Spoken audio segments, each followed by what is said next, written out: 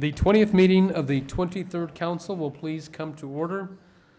Councilor Benton is excused this evening. All other council members are present. At this time, we will have a moment of silence, followed by the Pledge of Allegiance, which will be led by Councilor Borrego.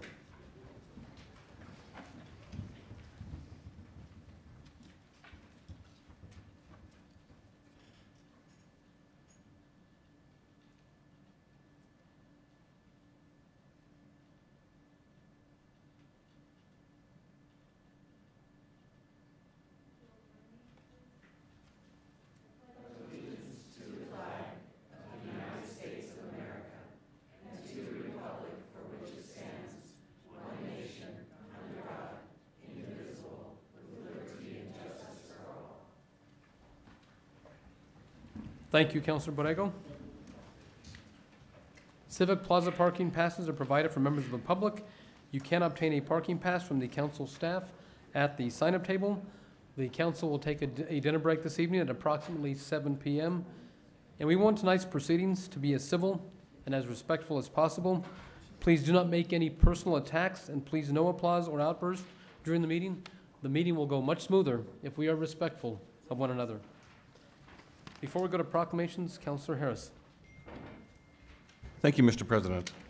I'd like to announce and welcome two members of Boy Scout Troop 395, whose troop, I guess, meets in our district, Evan Floyd and Dylan Bird. Are you here tonight? Hello, guys. Thanks for coming. I guess you're here for your citizenship badge? Well, welcome. And feel free to come talk to any one of us if you want to after. Thank you. Okay, we are now on item 3, proclamations and presentations, and this will be Councilor Gibson. Thank you, Mr. President.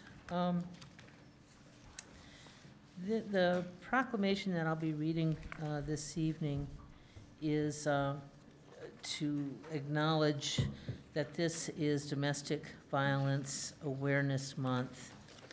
And so with this proclamation, we recognize the work that the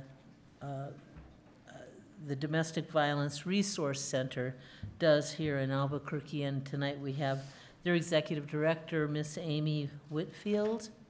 Did I say that right, or is it Whitefield? Whitfield. Whitfield, okay. Well, welcome, and I'll go ahead and read this proclamation, and if you'd like to say a few words, you're welcome to, and then you can come down and get your proclamation. So, whereas domestic violence is the willful, violent behavior, including intimidation, physical assault, battery, sexual violence, threats, stalking, emotional and psychological abuse, and/or other abusive behavior as a part of a systemic pattern of power and control perpetuated by one partner in a relationship against another. And whereas domestic violence is prevalent in every community and affects all people regardless of age, socioeconomic status, sexual orientation, gender, race, religion, or nationality. And whereas in the United States, an average of 20 people are physically abused by intimate partners every minute. And whereas the devastating consequences of domestic violence can cross generations and last a lifetime.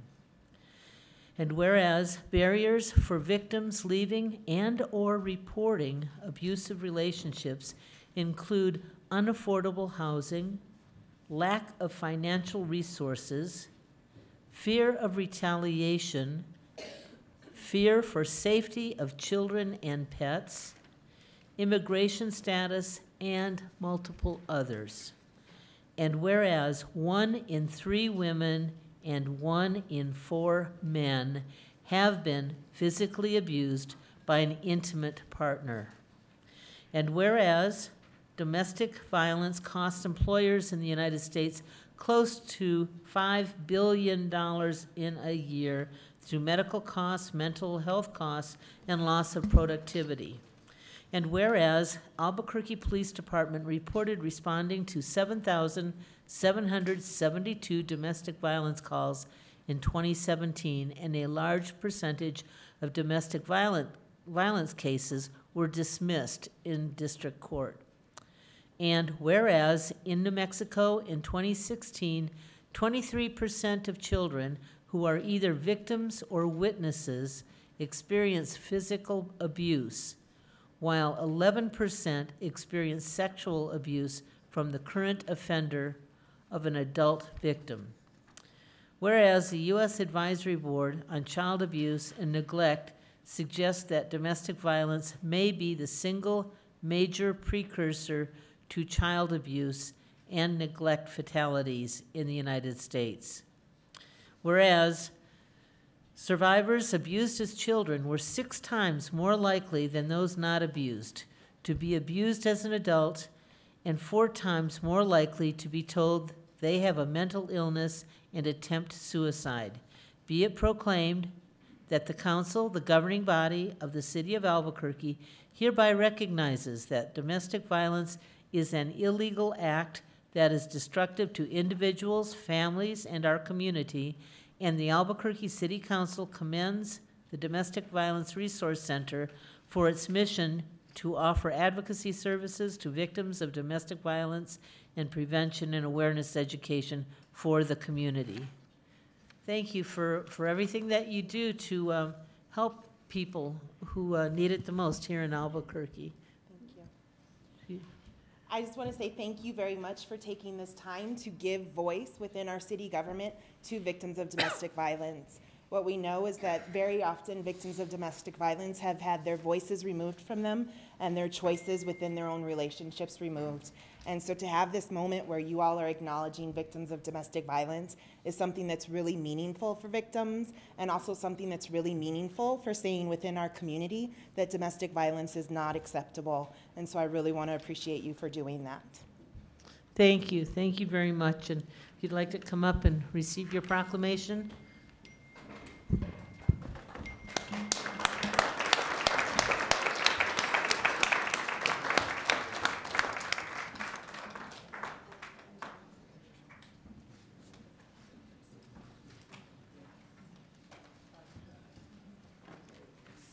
you next week for lunch.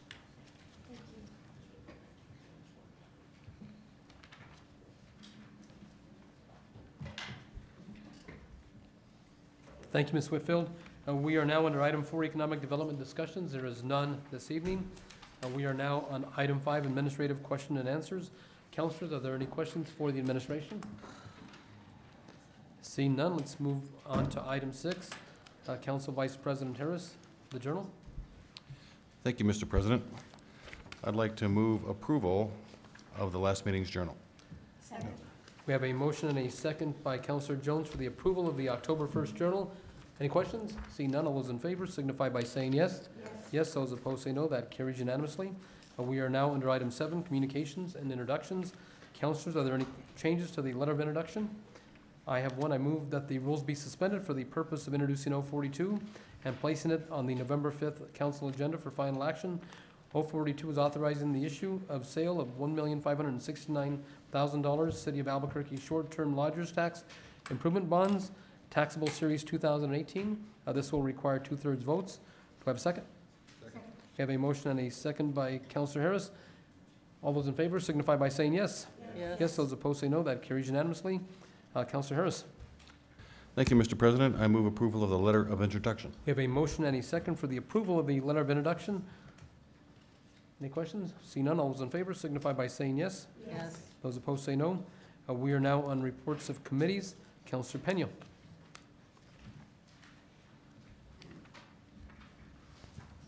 That was fast. Thank you, Mr. President. The Finance and Government Operations Committee met on Monday, October 8th, 2018, and reports out the following items. In the matter of EC 227, 228, and 03, that it be without recommendation. In the matter of EC 231 and 234, that receipt be noted. In the matter of EC 233, that it be approved and acted upon at the meeting in which it is reported. In the matter of 018 and 027, that it be without recommendation as substituted. In the matter of 021, 32, and R74, that they do pass as amended. In the matter of 028, 35, R66, 73, 82, that they do pass. in the matter of R 76, 77, 81, and 86, that they do pass and be acted on at the meeting which they are reported. In the matter of R 80, that it do pass as amended and be acted on in the meeting which it is reported. I make a motion to accept the committee. We have a motion and a second to accept the committee report. Any questions? See none, all those in favor signify by saying yes. Yes, those opposed say no. That carries unanimously. Councilor Borrego. Thank you, Mr. President.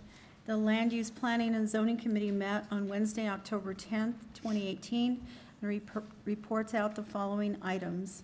In the matter of O-34, that it do pass as amended. In the matter of O-31, that it do pass and be heard at the meeting at which it is reported. In the matter of R-84, that it do pass as substituted and be heard at the meeting at which it is reported. I make a motion to accept the committee report. We have a motion and a second to accept the committee report. Any questions? See none, all those in favor signify by saying yes. Yes. Yes, those opposed say no. That carries unanimously.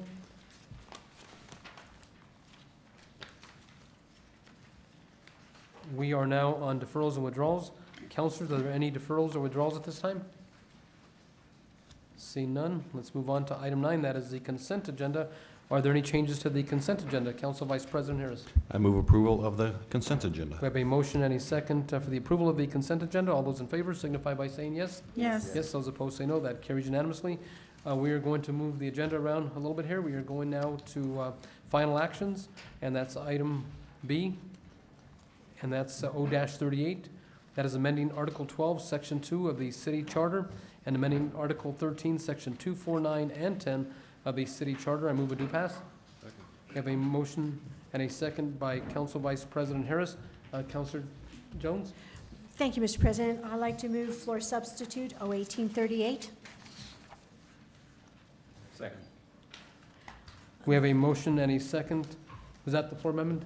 Yes, For the floor substitute? floor substitute. We have a motion and a second, floor substitute O-38. Any questions? See none, all those in favor signify by saying yes. Yes. Yes, those opposed say no. We are back in the bill, and at this time, I am going to call up the city clerk, Ms. Duhigg, to come and present. And we also have available Chris Melendres from the city council office to, if there's any questions for Mr. Melendres. Ms. Duhigg, go and proceed. Mr. President, councilors, thank you for giving me an opportunity to talk to you about this legislation. And before I start, I wanted to thank Chris Melendres. He's been a big help on these bills and has been a big help despite having a newborn baby at home. So I really appreciate that. But as you all know, the Local Elections Act went into effect this past July, and it makes a lot of changes to our elections, and the city has to change with it. The good news is that in making all of these changes, it gives the city an opportunity to also make some other overdue fixes. And to that end, we've developed this comprehensive election reform package. So I can give kind of a basic overview of the bills and then go into questions and specifics, or I can just go through the bills one by one. Let's go whatever through you the bills prefer. one by one. There's 4, and they are a little bit confusing, so it'd be best to deal with each one individually. Okay, great. So just going in order of the agenda, 1838, and there's the floor sub for that. That is doing overall election code reform. The main gist of this bill is good governance and transparency and making sure that we are really setting clear rules so that candidates and voters have clear expectations in elections. I don't know if folks have specific questions on that bill, or if you'd like me to just kind of walk through the changes.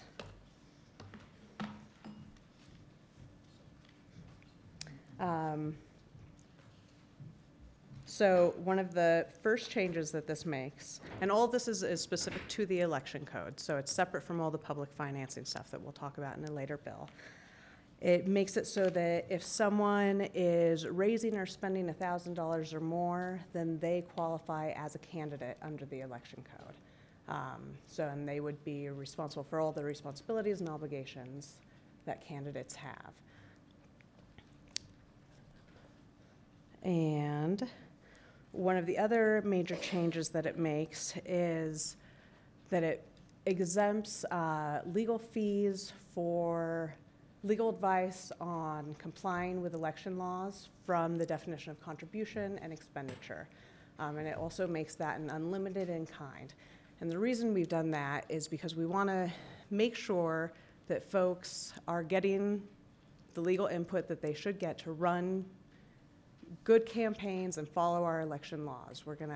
We can avoid a whole lot of problems and complaints if everyone has access to appropriate legal advice.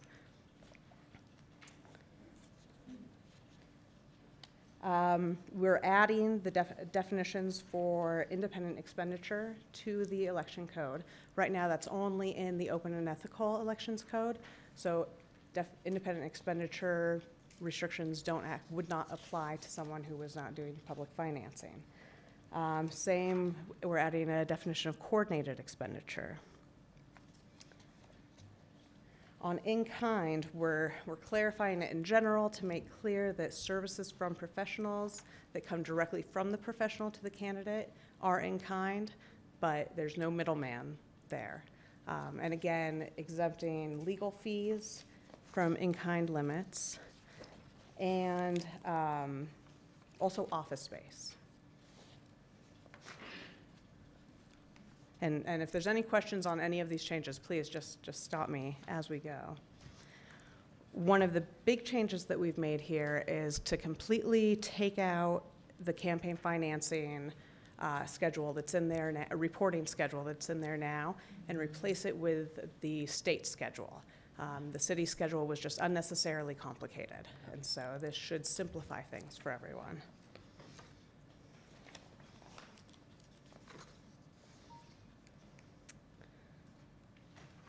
We make clear that when it comes to limits to contributions, there are different limits that apply to privately financed candidates and publicly financed candidates.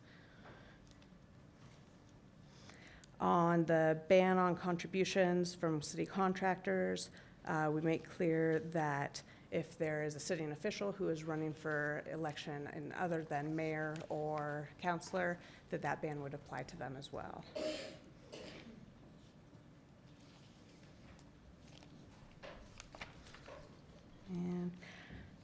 And we provide an administrative process for the clerk to respond to issues as they arise. Right now, only the board, the ethics board is doing that, but we want to provide enough flexibility for the city to be able to respond to changing circumstances and not have to amend our charter every time something new pops up. Now, right now, that is covered by the overall rules on rulemaking, but I would suggest to council that they also perhaps consider an amendment giving some council oversight to that rulemaking as well. And I think, oh, and finally, we mirrored a state law provision that essentially says that if you have outstanding ethics fines or campaign finance issues, you don't get your name on the ballot until you clear those up. Those are all the changes for that bill. And we have a few individuals that are signed up to speak for O-38. We'll have you go and take a seat for a moment. If we have any additional questions, we can address those questions to you or Mr. Melendres. Tad Naminsky, followed by Lynn Anderson, followed by Carla Krugler, followed by Tom Novak. And once your name has been called, if you would please come to the front and be prepared to speak.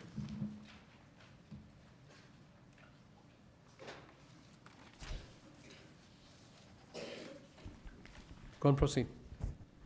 Thank you. My name is Ted Nemiski. Yes, 2 years ago I was participating in all kind changes when it comes to election. Yes, election falls under federal and state government, constitutional government. So that's not a big deal. But the big deal right here for this body here are not constitutional. Why? I can prove it very quickly. federal government has president and has senators and House, elected body. What they do, this body keep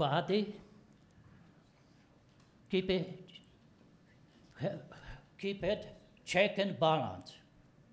And, excuse me, check and balance, also separation of powers. What does separation of power? Not allowed one branch overpower another branch. And now, city council, they are only authority, they calling themselves.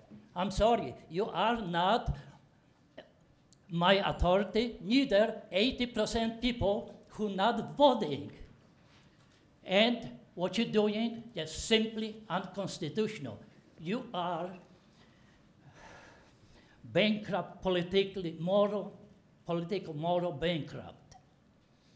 Simply. Well, you are dysfunctional and unconstitutional. You cannot pass any law. Thank you. Next speaker will be Lynn Anderson, followed by Carla Krugler, and followed by Tom Novak. Welcome, Ms. Anderson. Thank you, President Sanchez and councilors. My name is Lynn Anderson. I'm here tonight to represent two different groups. One is NAIOP, the Commercial Real Estate Development Association. The other is a brief statement from ACI, the Association of Commerce and Industry. We're here tonight because we were very concerned about the original version of 038. We would recommend and urge passage of the floor substitute. And our main concern is that in many ways it's, the original is just very overreaching in its definitions. I showed the definition of the contract relationship to a couple of attorneys today, and all of them felt that it was overreaching, the city contractor, sorry, and possibly unconstitutional. So I would strongly urge the floor substitute. ACI was also concerned about this, and they asked me to read this very short sentence. We are concerned about treating nonprofit and union contractors differently than business contractors when it involves First Amendment protected speech and transparency issues. That is our recommendation. It was unanimous by our board and strongly supported by most of our members. Thank you. Thank you, Lynn. Carla Kugler. Good evening. Thank you. My name is Carla Kugler, and I with Associated Builders and Contractors, a contracting association representing contractors throughout New Mexico, and specifically Albuquerque, wanted to come in tonight and to support the floor substitute for 038, that this is a much more balanced approach to the original version. It was overreaching, and we believe that in the effort of transparency, I understand what you guys are going for, but this is a much better balanced approach for the substitute of the contributions. Thank you. Thank you. And last speaker on this agenda item is Tom Novak. Welcome, Mr. Novak. Thank you, President. Thank you, councilors. Tom Novak. I'm a commercial general contractor. And again, as the previous speakers, in support of the floor substitute for 038, feel like it does affect as a company owner, as a person, you ask us to get involved in boards and different things and try and do things around the community. And the more I do, then the less I can participate in the process. Does not seem fair. And I'm a nice guy. I don't know why you'd want to exclude me from the process. And I feel the process now is very transparent. When you give to a campaign, your name's printed on a website and everybody can see. So again, I would be for the floor substitute and my First Amendment rights to be exercised. Thank you. Thank you. We are back on the bill. Were there any questions on 0-38 from this council? If not, I'd like to move deferral until the November 5th meeting. We have a motion and a second by Councilor Winter. All those in favor of the deferral until November 5th, say yes. Yes. Those opposed say no. That carries unanimously. We are now on item C, 0-39. Madam Clerk?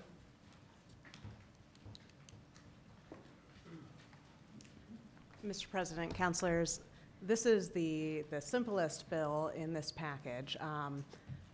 What this would do is move election dates from October to November and term start dates from December to January, effectively opting into the consolidated local elections under the State Local Election Act.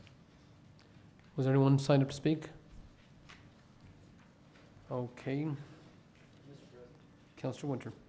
Just have one question. So who else would be in this election in November? APS, folks like AMAFCA, Okay, CNM, great, thank you. Conservancy District. Yeah.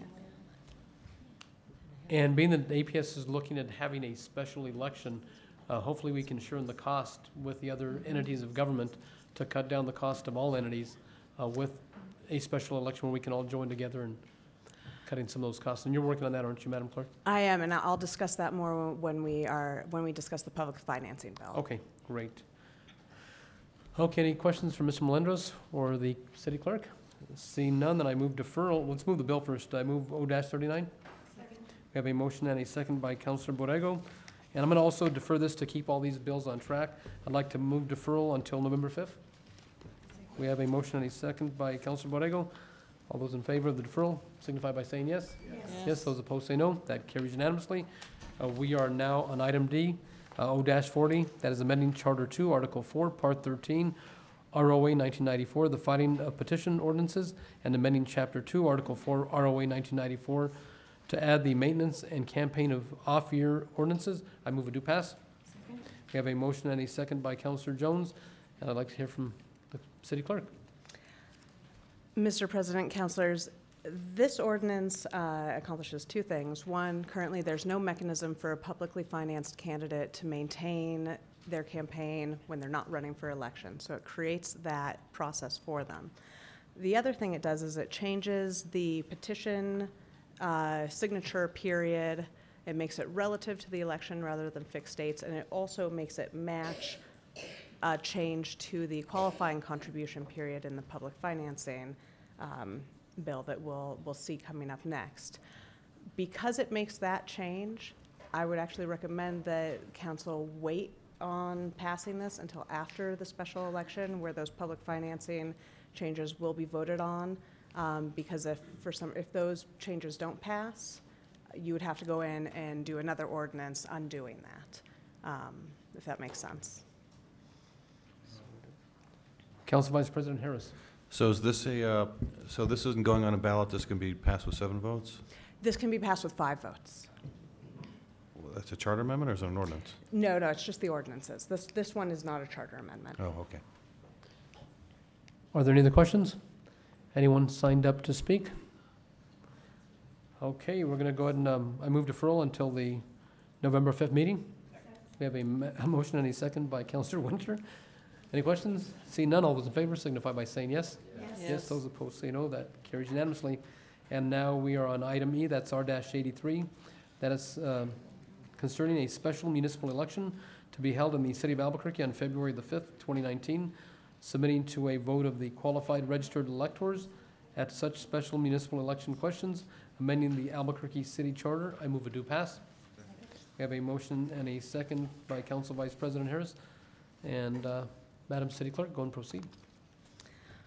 So these are all changes to the Open and Ethical Elections Code, which covers public financing. These changes, with 6 votes on council, then will need to go to the voters. As you know, there was a recent petition initiative that got enough petitions, so we are charter mandated to have a special election on that issue. Because we already have to have a special election, we should put these issues on as well so that we can make overall changes and cleanups to our public financing system all at once. And that's the special election that we're working with APS to consolidate those now. I believe that their board is hearing that tonight, so hopefully we'll know soon if we can consolidate that. That'll be a mail-in special election in February. But I'll go through the changes that are in here. A lot of the definitions that we added to the election code, the first bill that we discussed, also would apply to the public financing code. So even if they're not specifically in here, they are included by virtue of, by reference in the election code. One of the big things that this does is it makes all dates relative to the election rather than fixed, so that we don't end up in the situation we're in now, where the state changes something and that throws our entire system into disarray because they're not working with our dates. It also extends the qualifying period for folks wanting to use public financing. It essentially doubles it, and it also makes it match the signature, the petition nominating signature period, so that candidates can collect both those things at the same time. And it moves the exploratory period as well, but it does not extend the exploratory period. It's essentially the same length. It also makes the same kind of changes to in-kind. It changes the limit for in-kind to a flat $2,500 rather than 5% of the annual salary of the person running.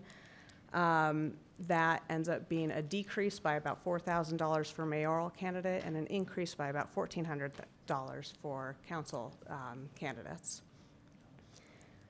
And it includes the legal services that are unlimited in kind, again, so that we can encourage compliance with election laws, and office space.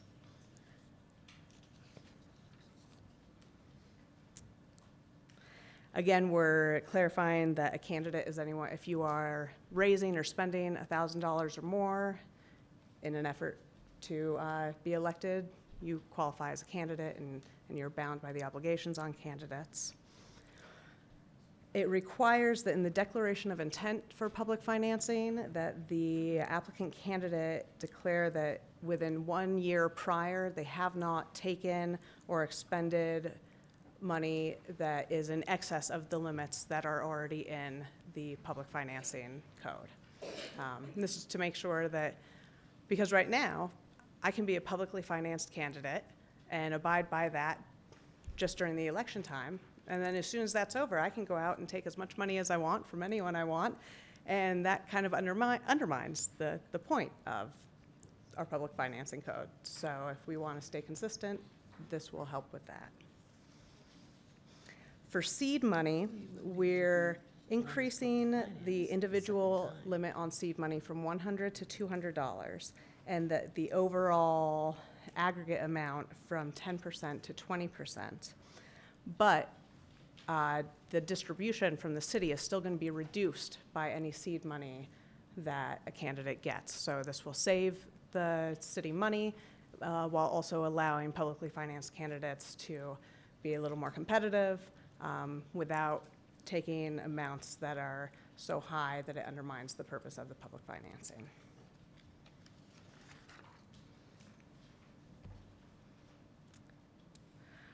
We are giving some direction on how seed money can be spent, essentially so that folks don't try to prepay for a whole bunch of stuff to kind of get around some of the restrictions in the public financing code. Again, we build in some administrative process so that the clerk can respond to issues administratively rather than having an election and amending our charter every time circumstances change or election law changes. We're also building in a challenge period so that after people turn in their qualifying contributions, there's a 2-week period during which people can challenge those and before any taxpayer money is distributed.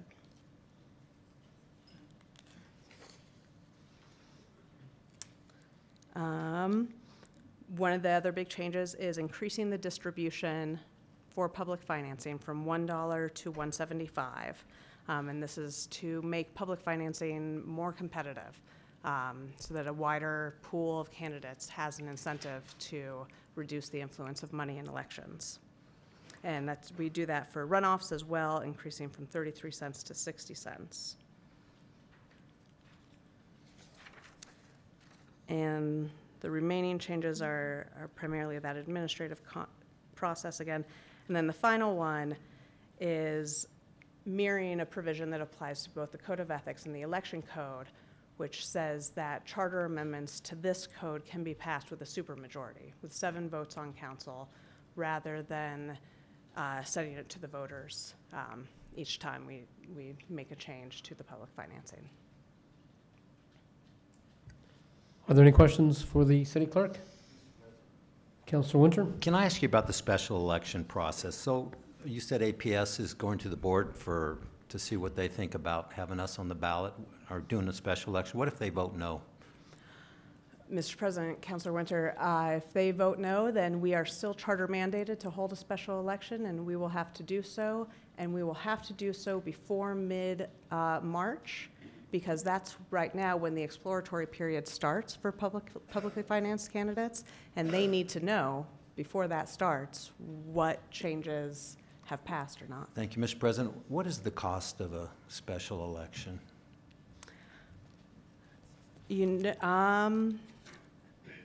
My guess is around $400,000 to $600,000, but I don't have exact numbers on that. I got the cost of all the other elections, but not that one. Thank you. So if we did this with Albuquerque Public Schools, then it would be half and half? It would be, the city would do not quite half, because the APS has some precincts that are outside the city limits, so it would be 50% of all shared precincts. Thank you. And Councilor Winter, I have spoken with school board member Peggy Muller-Aragon and also Candy Patterson, the 2 West Side representatives, and they were both interested in sharing the cost in a special election. And I know that Clerk Duhigg has also been working with APS, and hopefully we can get them on board to share in this cost. Are there any other questions? Councilor Gibson, you have an amendment? Yes, thank you, Mr. President. I'm going to hold off on the amendment since these are being deferred, and we'll do that Mr. next. President? Councilor Harris. Yes, I'm interested in hearing about Councilor Gibson's amendment, because if we defer it, we have to have 2 meetings. So if we don't do the amendment tonight, if we do it next meeting, then we have to wait another meeting. We'd have to have another hearing. We need 2 hearings for a charter amendment, so maybe we can table this, we can think about it. But if we don't hear Councilor Gibson's amendment and we adopt the amendment next meeting, then we're going to have a second hearing. So, Mr. President? Excuse me, Mr. Melendres? Mr. President, I just want to clarify what bill we're on. We're dealing with the resolution at this point, which is the We're election dealing with resolution R-83, that is correct. that would implement the proposal aspect. The proposal is the next bill, and so you will be able to amend the election resolution. In fact, we could sub it before your next meeting potentially and still be okay under the charter. The rule that Councilor Harris recited applies to the P bill, which is next, P-18-1, and to the extent that that is amended at the next meeting, it would trigger a third. So to the extent that there are amendments to that bill, the P bill, they should be heard tonight in order to avoid that. So Councilor Gibson's bill can be amended at the next meeting without any problems, correct? The resolution can, correct. Okay. Okay, then I'm going to move deferral of R-83 until the November 5th meeting. We have a motion and a second by Councilor Borrego. Any questions? Seeing none, all those in favor signify by saying yes. Yes. Yes, those opposed say no.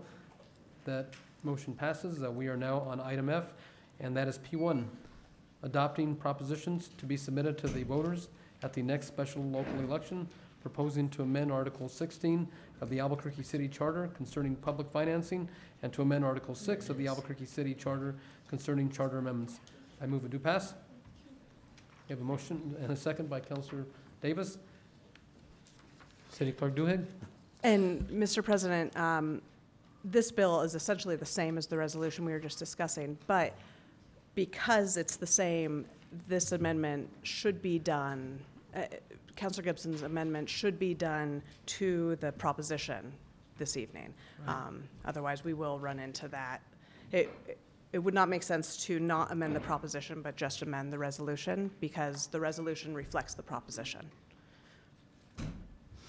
Thank you, City Clerk. Okay, let's go to Councilor Gibson for amendment number 1. Thank you, Mr. President.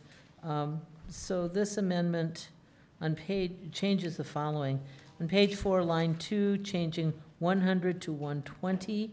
On page 8, line 13, change $1.75 to $1.25. And on page 8, line 14, add the word council between the and participating. Then page 8, line 24, change 60 cents to 50 cents. And so the explanation of this is that, first of all, we're shortening the qualifying period for council offices races by 20 days.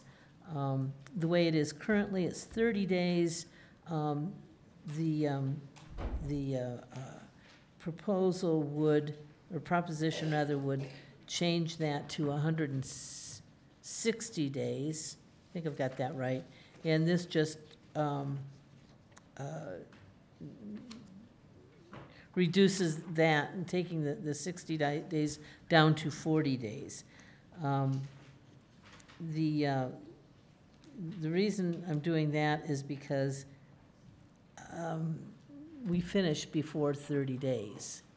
And I believe that the intent of these requirements is to ensure that prospective candidates are out talking with their constituents, with their voters.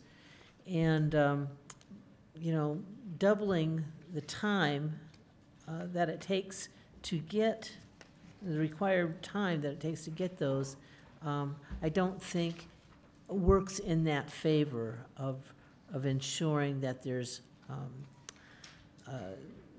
you know, conversations happening with the prospective candidate and voters. So, and then going on, we're reducing, the second part is reducing the proposed initial distribution to council candidates by 50 cents per registered voters, with still net increase of 25 cents. So instead of getting $1 a voter, we'd be getting $1.25 a voter, and that's a lot. That's a big change. Let's see, then the third change, it clarifies a reference to council candidates. It was just, the word council was not included, and for clarification, we wanted to make sure, I wanted to make sure that there was no confusion between the mayoral race and the council race. And then finally, the purpose is to reduce the newly proposed runoff initial distribution by 10 cents per registered voters, which would still result in a net increase of 17 cents per registered voter. So, and again, my purpose here, my intent is to do what I think that it's been pretty clear to me, and I think probably many other councilors as well, that the mayoral race is the one that just does not work. Council races are challenging, but they're supposed to be challenging, you know? I think that's part of it.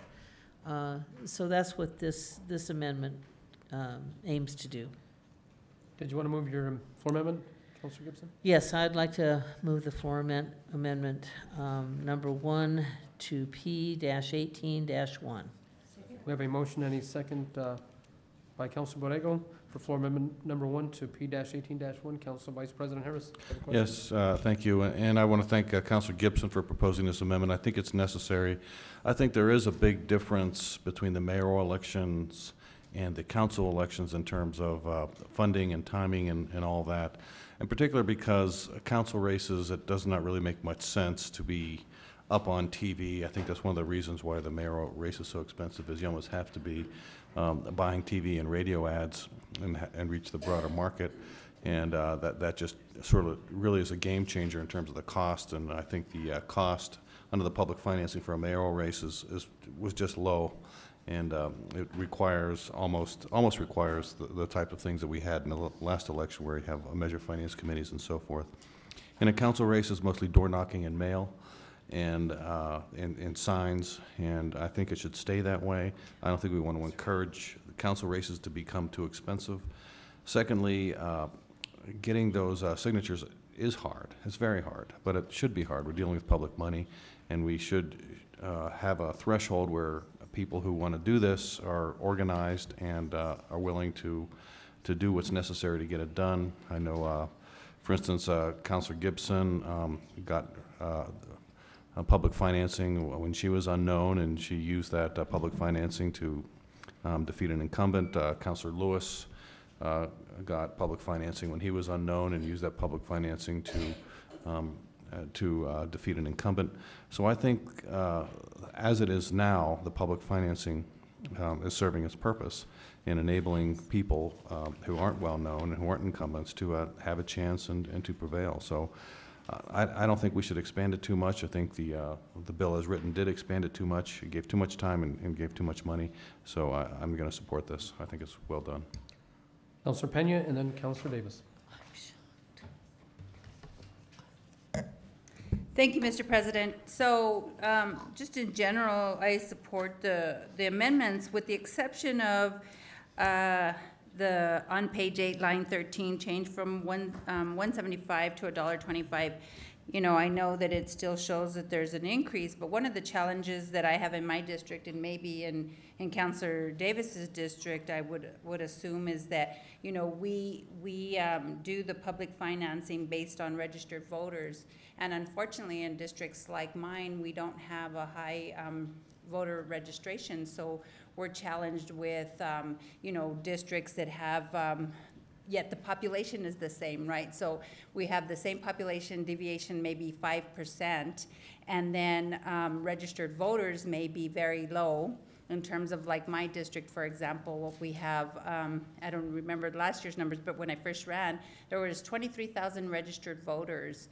And when you do the math at $1 per voter, you really, when you do public financing, and that was one of the reasons why I didn't take public financing, because by the time you buy some large signs, yard signs, and a mailer, you're done. And really, although I know we're trying to attract the people who have registered to vote for us, but I think especially in districts like mine, it's incumbent upon us to try to reach out even to potential voters and educate people and get people, maybe not even in this election, but the next election, to come around and register to vote and you know, have it at a higher number. So it's challenging in my district in particular to take public financing with that low amount. Councilor Davis, and then we'll go back to Councilor Gibson. Thank you, Mr. President. And Councilor Pena, I sort of agree with you on this, and let me add a different piece to that. I think these are incredibly important, and I appreciate our clerk bringing these forward. But I am a little concerned only because part of the purpose of consolidating all of these elections is to increase voter turnout. You know, we're consistently looking at, in city council races, 10 to 15% in our best years of voter turnout. And the mayor's race in previous years had been below 50. In the last year, we saw voter turnouts hit record numbers. We're seeing that consistently in off-cycle elections as well. And these proposals are designed to bring out more people. I think because this will be new for us, sort of doing these in November, consolidated with others, and there'll be more voices knocking on doors and more people, organizations turning them out, I would be concerned about being overly restrictive on the amount of public financing available to candidates, at least in this first cycle when we have to figure out sort of what it takes to do. And if this proposal passes, Madam Clerk, if I'm correct, Mr. President, if I may, if this proposal passes, no matter what we do here, the council will have the ability to come back with a super majority and amend this proposal if we think these numbers are incorrect after the next election. Is that right? Mr. President, Councilor Davis, yes, assuming that the provision about putting that supermajority passes, then yes, you would. And thank you, Madam Clerk. And Mr. President, I just want to remind, I understand this and I agree with Councilor Harris and the sponsor on this, but I think we've also seen sort of a real growth in the use of independent expenditures and outside groups in our council races. I had the first one, and I don't know how long during my race, a last-minute group that's still going through litigation with the city at the Court of Appeals about their use of dollars and how we still don't know how much they spent, but it was a lot. We certainly have seen that in the last cycle elections when we saw outside groups involved in our elections and county commission races and school board elections. I feel it's important that candidates have the ability to fund a robust campaign, to have direct engagement with voters that's qualitative. And so I agree with you, Councilor. I like the first, the third, and the fourth. But I agree with Councilor Pena. I think at this point I'd like to leave the mayor and the city council numbers to be the consistent, at least for this first round of consolidated elections. And so I would oppose it unless we pulled out that second line there. So thank you, Mr. President. Councilor Gibson, and then Councilor Harris. So, first of all, I acknowledge what's already been mentioned a couple of times here, and that's the lack of participation in the election process. And it's awful. And I agree with that it is awful. I have about 48,000, maybe almost 49,000 registered voters in District 7, but I'll bet that's not even half of the people who live there.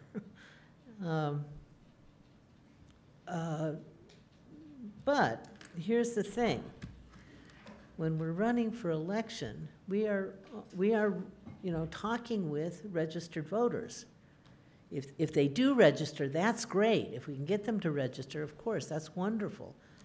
But I'm not going to send a mailer to a household unless there's a registered voter in it. That's just silly to do. And people running campaigns just don't do that. So, I think it balances out. I think, an amount, right now it's $1 for both the mayoral and councilor, and this would take it both for the mayor and the council, wouldn't it? Yeah, I don't know if I really want to do that to the mayoral race. But you know what? I returned several $1,000s this last time. And not because, I'm such a, great with money, although I am kind of, but, or, was any great, political mind in using that money, but we just did not need it. And we had a lot of mail that went out, and yard signs. Oh, my yard is still full of yard signs. But, so I would consider, I would still want to keep that 125 for council races, but I would consider eliminating it for, keeping the 175 rather for the mayoral race, but changing the 125 for council races. Mr. Melendres, well, I don't know if I want to make that change right now.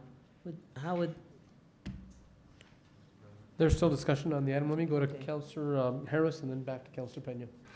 And one thing, I think that this amendment only applies to council, but I'll have the city clerk address that. But one thing I think we should do is maybe just vote on an amendment to the amendment. Maybe Councilor Pena can move it and Councilor Davis can second it. And if it passes, then I'll still support Councilor Gibson's amendment as amended. And if it doesn't pass, I hope Councilor Davis would support the unamended amendment. But and instead of trying to debate it, because I don't think we're going to convince each other, we should probably just have an amendment to the amendment and then see what the amendment looks like after that vote. Mr. President. Let's go and go to Councilor Winter first. Ms. Duig. Oh, thank you, Mr. President. And I was on the council when we did the first public financing, and the whole point was to have fair elections, to have somebody able to run who maybe didn't know a whole lot of people, who needed money. This is a way they could get money. I remember my very first election in 1999, I spent about $3,200. I spent one mailer out a few signs, and then walk neighborhoods. And it's really changed from then to now. And it's really changed when you start having PACs get involved. And so, and it's a great example of your race and the mayor's race. What happened is you have public finance, and I'm not taking any money, and then you have all these PACs that are supporting these candidates. So it's, the whole point is to keep it fair. How do you keep it fair? It's not fair now. Giving them more money and still having PACs involved, it doesn't solve the problem. So we've got a problem. How do you do public financing? You can't keep PACs out. That's been many, many lawsuits. And so I would hate to see it raised so much, and that's why, Councilor Gibson, I like your amendment. Let's try it. It moves more money. I don't think that you should change from what the council makes and what the mayor. They should do the same, and because you really know PACs are going to get involved in those mayor races no matter what, my opinion. City Clerk Duhigg. Thank you, Mr. President. I think I can recommend maybe a compromise solution here, which would be, because Councilor Pena's district, absolutely, it is not having that low of numbers of registered voters. It's never going to make sense for folks running in that district to take public financing.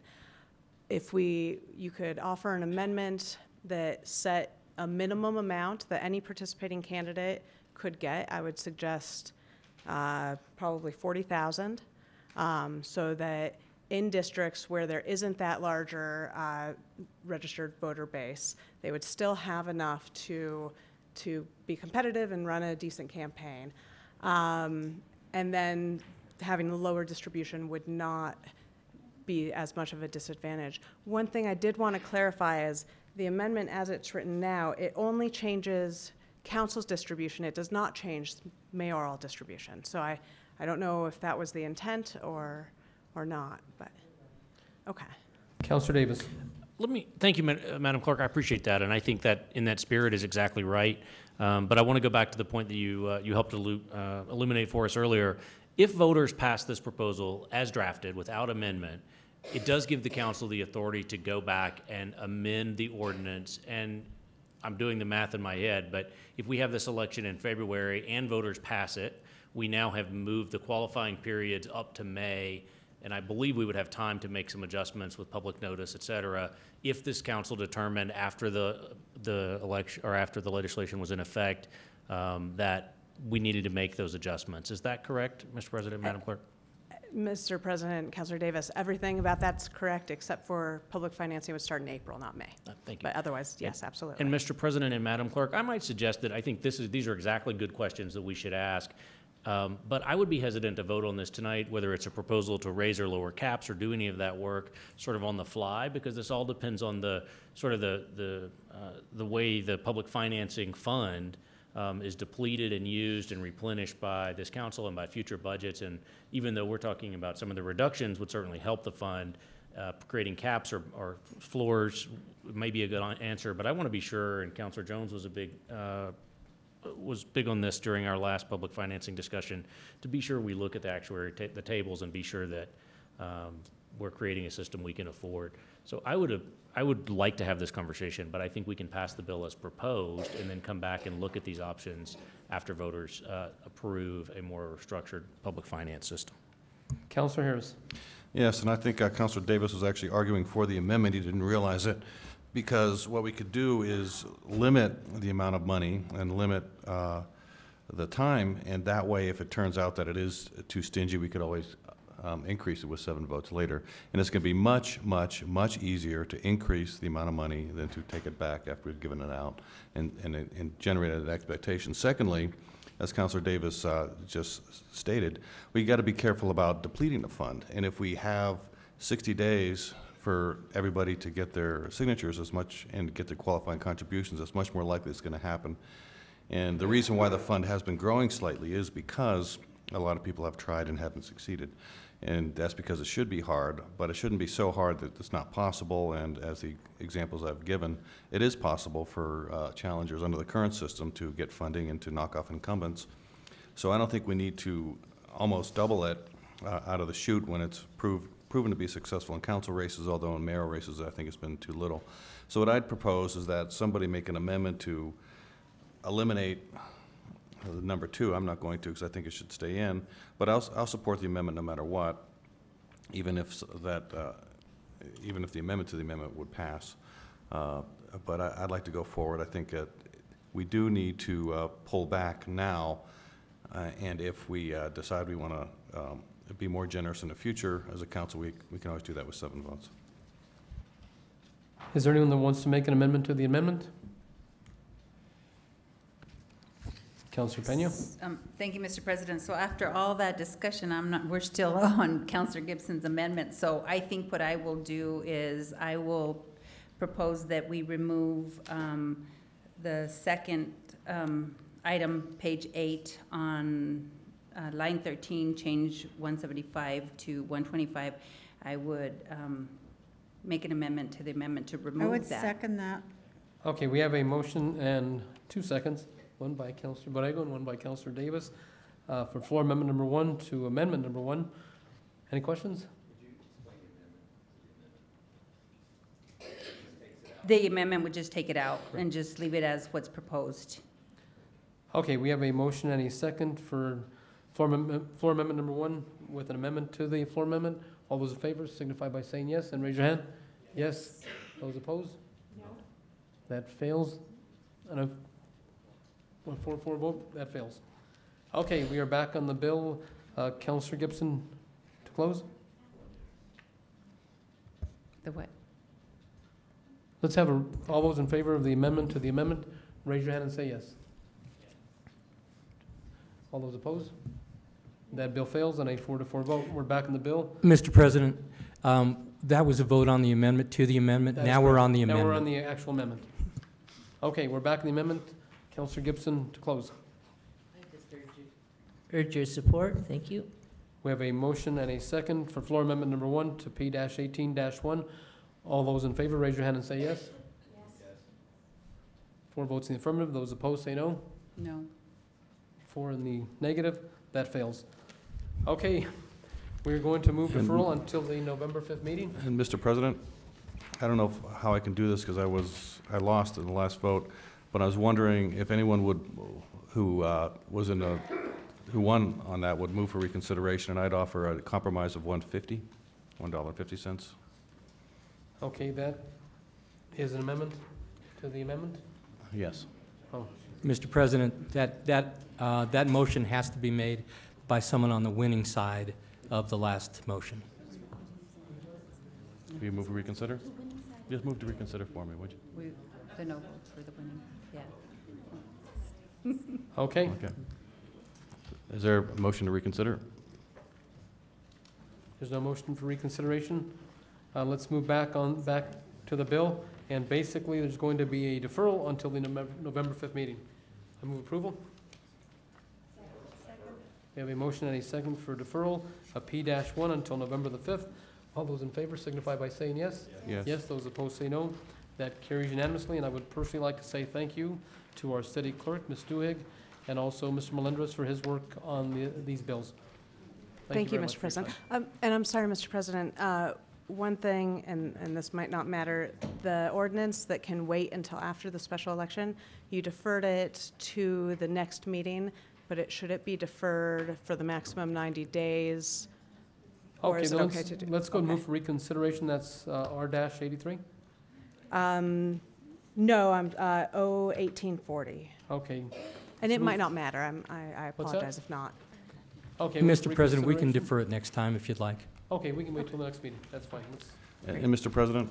Thank you, Mr. President. Okay, Council. thank you.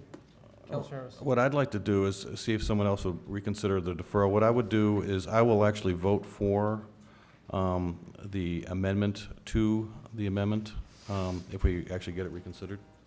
I think we've already discussed that in, No, that's a different one. I was going to do a compromise of 150. I'm willing to vote for the 175, to take that out. So then we'd still have the other issues where we still have the reduction in that Councilor Gibson wanted with regard to the runoff. We still have the reduction of 60 days to 40 days. And I think those are other good limitations that we is should that on keep in there. P-1? That's on P-18-1, yes. Okay.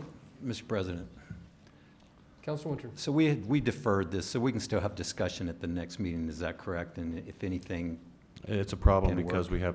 because then if we defer it to the next meeting and then we change it at the next meeting, and then what happens, we have to have another hearing.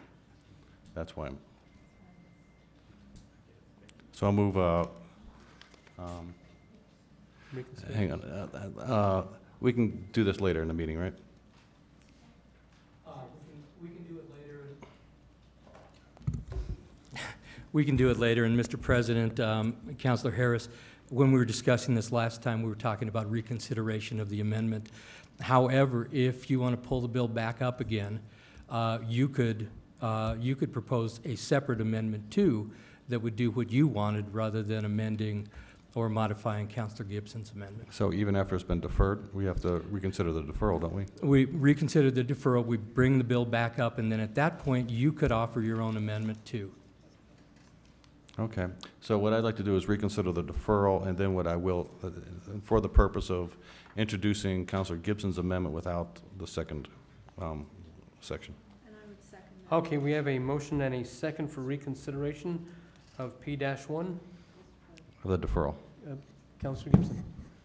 Yes, Mr. President, I just want to make sure what we're voting on. So we're voting on the original amendment minus the second line, which says on page 8, line 13, change 175 to 125. Is that correct? That's the one we're leaving out. That's what I will be moving after you. Okay.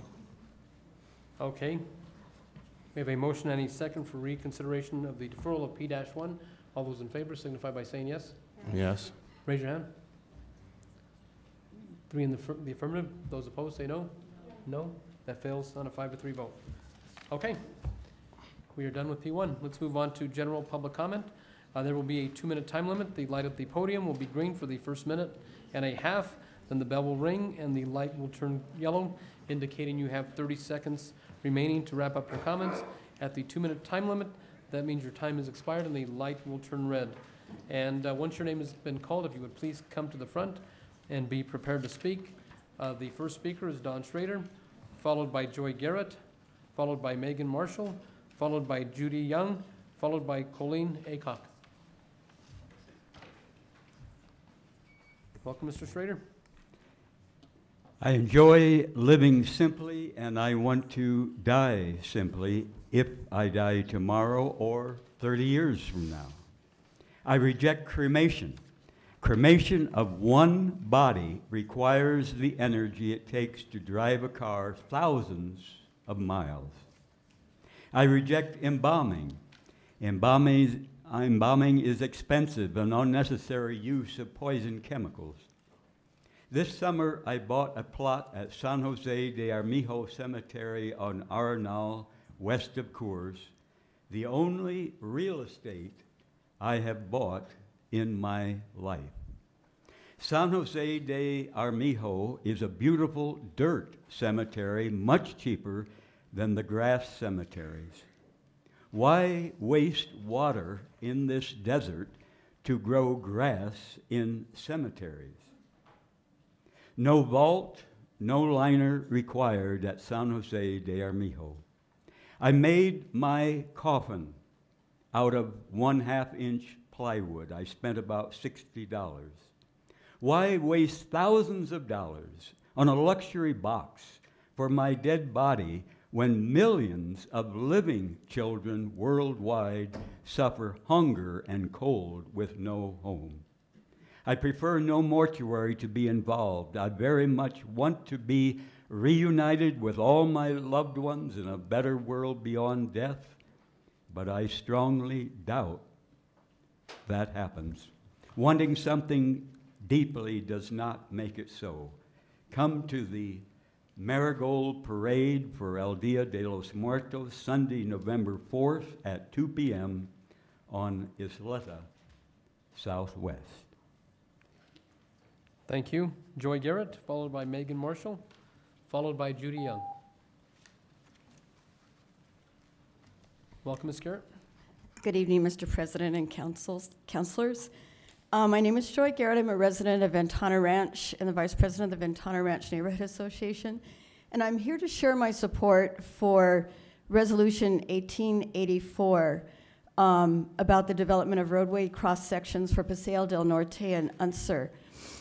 First of all, I want to thank Cynthia Borrego because she's been holding a series of neighborhood meetings really explaining the concerns and really getting feedback from West Side communities about this development. And so I know the residents, the workers, and the business owners of this area really appreciate those forums. And we really want to see them continue because obviously this is something that takes more than a couple of months, and it's something that will take several years. So we're very grateful, and we want to encourage you to continue it.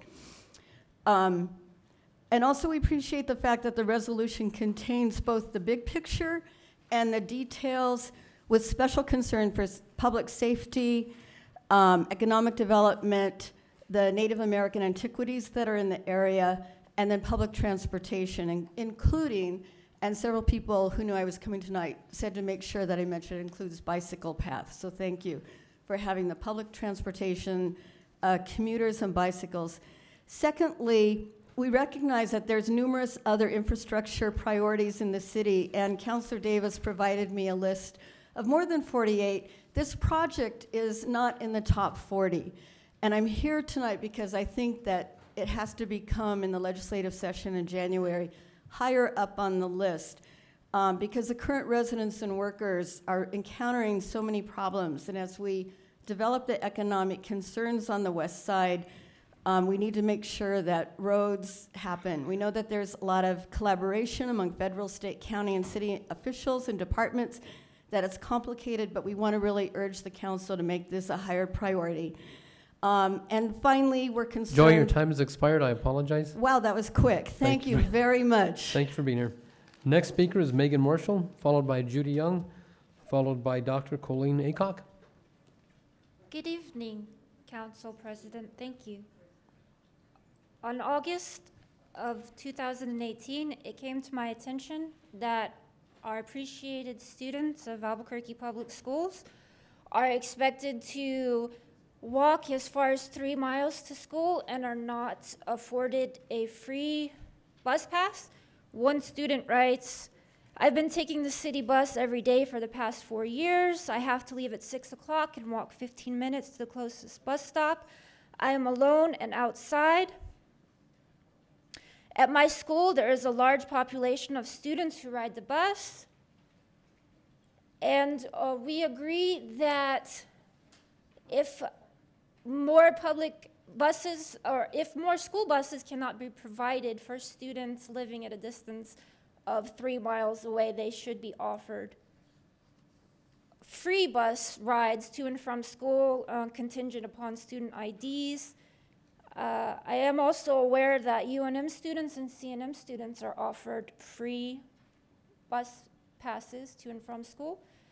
When our APS students are the most impoverished, the poorest students, giving these students free bus passes, free rides to and from school so they can get on the bus for free with just their ID, would improve student attendance, student graduation rates, and the economy. Thank you. Thank you for your time. Councilor Pena, then Councilor Gibson. Thank you, Mr. President.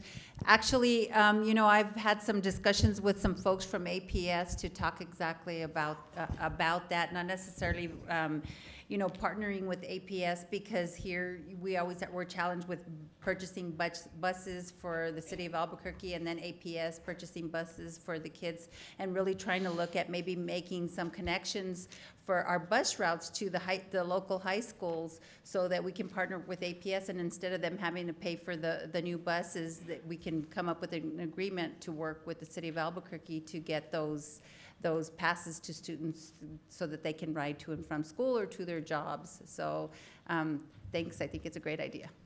Councilor Gibson. Thank you, Mr. President. And actually, Councilor Pena kind of touched a little bit on what I wanted to ask about, and that is the school or the schools not providing school buses to those kids? And what's the cutoff? How far away do you have to live before you can catch a school bus? Ms. Marshall, why don't you come back to the front? Thank you. The website says 2 miles, but students as far as 2.73 miles away are Yeah. not being. So have you gone to APS, to the school board, to talk with them about that? I will, and I will be back there on Wednesday. Okay, all right. Be curious to see what they say. Thank you so much for coming to talk with us. Thank you. Mr. President? Yes. I'm Mr. sorry to Ryle. interrupt. Members of the council, we have a working group with APS that we've been working on many of the agreements that the city has with APS that are very of long standing. One of the issues is this issue of transportation, public transportation, especially since APS has taken over their own busing program, if you will, from what used to be a private contractor. We have agreements, for example, with UNM and CNM, where we do provide the fares or discounted tickets for students, where we do get reimbursed to some extent from those institutions. We are obviously having those same conversations with some of the APS folks to try and get some kind of an agreement, because it does make sense since we've got our buses on the street, and if we can get them close to the schools, it would make more sense for us to provide that service. So that is a topic of conversation with APS. I just want to make sure you all knew about that. Thank you, Mr. Ryle. Okay, let's go to the next speaker, Judy Young, followed by Dr. Colleen Aycock, followed by David Wallace. Welcome, Ms. Young. Good evening, President and councilors. Recently, at a rally of women taking our neighborhoods back, I spoke with a panhandler who is a transient from Compton, California. During this conversation, he really educated me as to so much of what is going on in Albuquerque. And if I could take your time, a short amount of time, to try to educate you, because I know that you do not want public funds to be used for criminal gang activity. And I know that you are as concerned as we are about the criminal activity going on right now in Albuquerque. Everyone, that is their primary concern. And when we pass panhandlers, we assume that they are homeless. We assume that they need the money. But our observation has been that many of them, most of them, are actually gang members who are actually part of a group that goes from corner to corner. And we're so concerned about what we have seen, and we've talked to actual homeless people who have told us that if they take one of those corners, that they will be shot or they will be pushed in front of traffic and killed. We know that you do not want that. We do not want that. There are several problems right now that exist in Albuquerque that this gang member from Compton told me about. One of those is that they know that that this city does not keep a database of transients, vagrants, homeless. So we can't distinguish between who are gang members and who are not. So all of us are being taken advantage of. Some of the things that we can do, for example, are keeping a database on social services. One neighborhood, for example, a church went through and collected needles in a 3-block radius. This church collected 60 buckets of 5-gallon buckets Ms. of Young, needles. I apologize, but your time has expired. Yeah, Mr. President, Thank I'd you. really like to hear a little more if she can finish this statement. Go ahead and complete the statement. Thank you. Yes, so if we can eliminate duplication of services in the social services, and require that every social service agency label the needle with the agency and the client number. That would help tremendously in reducing the number of needles. Now, what is combined with this is that halfway houses are being put in neighborhoods that are single-family dwelling neighborhoods. And so many of the needles are coming from halfway houses. Now, this is what we were told by this church organization that collected 65-gallon buckets of needles. This is such a serious problem, and we know that you want to correct all of these problems, and you want crime to go down. We do not want to be supporting gang activity, thinking that we're doing something good for panhandlers. So, you know, I've listed all of the different problems. One of the things, one of the public money that is going to hotel vouchers. And many of these people are not homeless. They are gang members, and they are laughing at us. I heard this firsthand by a gang member who proudly wore a cap that said Compton, and he educated me. Mr. President, Councilwoman, can you tell us a little bit about your group, the name Yes. Women Taking Back Our Neighborhoods? Who's involved in that, and what neighborhoods are you talking about? We are primarily in the East Gateway, and what we are trying to do is start with the East Gateway, because this is an historical gateway for Albuquerque. And we are trying to take this historical neighborhood back from gangs.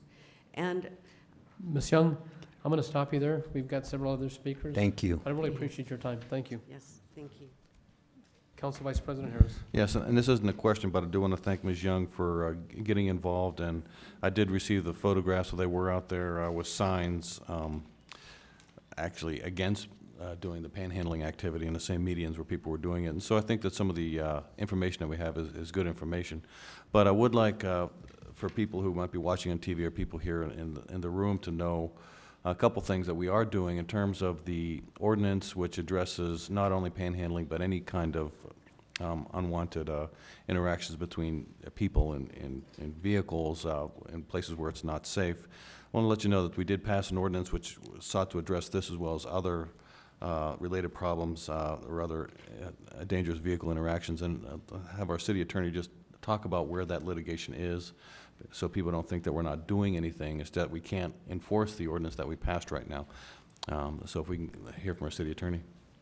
Mr. Aguilera. President Sanchez, Councilor Harris, right now the lawsuit is currently being litigated. It is scheduled for trial in federal court in August, but And Mr. Aguilar, let me interrupt you. So just, and I kind of, tossed you something in midair. But what I mean is that I first want to say that the American Civil Liberties Union sued us, and they are seeking damages as well as an injunction. And I think the city wisely decided to stay our ordinance so we wouldn't build up damages. Maybe address that and then continue if you would. Happy to do that, President Sanchez. Just to take it back a step, yes, the council passed the pedestrian safety ordinance. While the ordinance is being challenged, the constitutionality of that, the city has agreed not to enforce it in order to eliminate any additional challenges or sanctions against the city. So until that matter is resolved, the city cannot enforce that, but we anticipate, and we are trying to push the schedule along so we can actually have a earlier trial setting. And so we've been working on that very closely and very carefully, and keeping the council up to speed as well. And councilors, one of the things I'd like to do is introduce an ordinance, speaking to some of the police officers, that one thing that we do have or don't have right now is that people can check into hotels in our city without any identification. And so that's something that we think is some of these roving groups that sort of come in and out of our city. A lot of them don't even have any identification, but the hotels let them stay there. And I think that's something that I'd like to introduce and get other support from other councilors. Okay, thank you. Let's go and proceed. Thank you, Ms. Young. Dr. Colleen Aycock. Thank you so much. President Sanchez, I appreciate your respect, and I would like to address all the city councilors. There is tremendous anger and frustration out there, especially in Southeast Albuquerque, as you know, over the issue of crime, council promises that haven't been kept, a death spiral essentially of Southeast Albuquerque. I did call your office, and they said that they could not give me any comment on the ordinance or where it was in litigation, that only the city councilors could give us that information. So I appreciate that, but that is what your office is telling the individuals. And I'd like to sort of follow up. This is an organization that I helped found, and they're open to all women. The women are taking back our neighborhoods because we feel that we are not receiving the help from the city or from our counselors that we need to help keep the quality of life that we have and that we've built. And we have been observing, we have been rallying, and we are trying to take back, essentially we're starting with that corner on Central and Tramway. And we have observed organized crime. We have observed human trafficking. And the police have been out there with us the whole time. Their hands are tied, as you know, and we know, because you can't distinguish between the panhandlers and the homeless.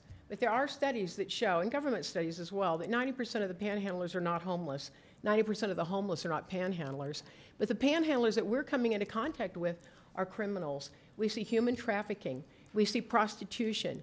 Yesterday, a car from Texas pulled up and unloaded its individuals. Joy Junction is working with us not to feed the criminal gangs, but we need your help.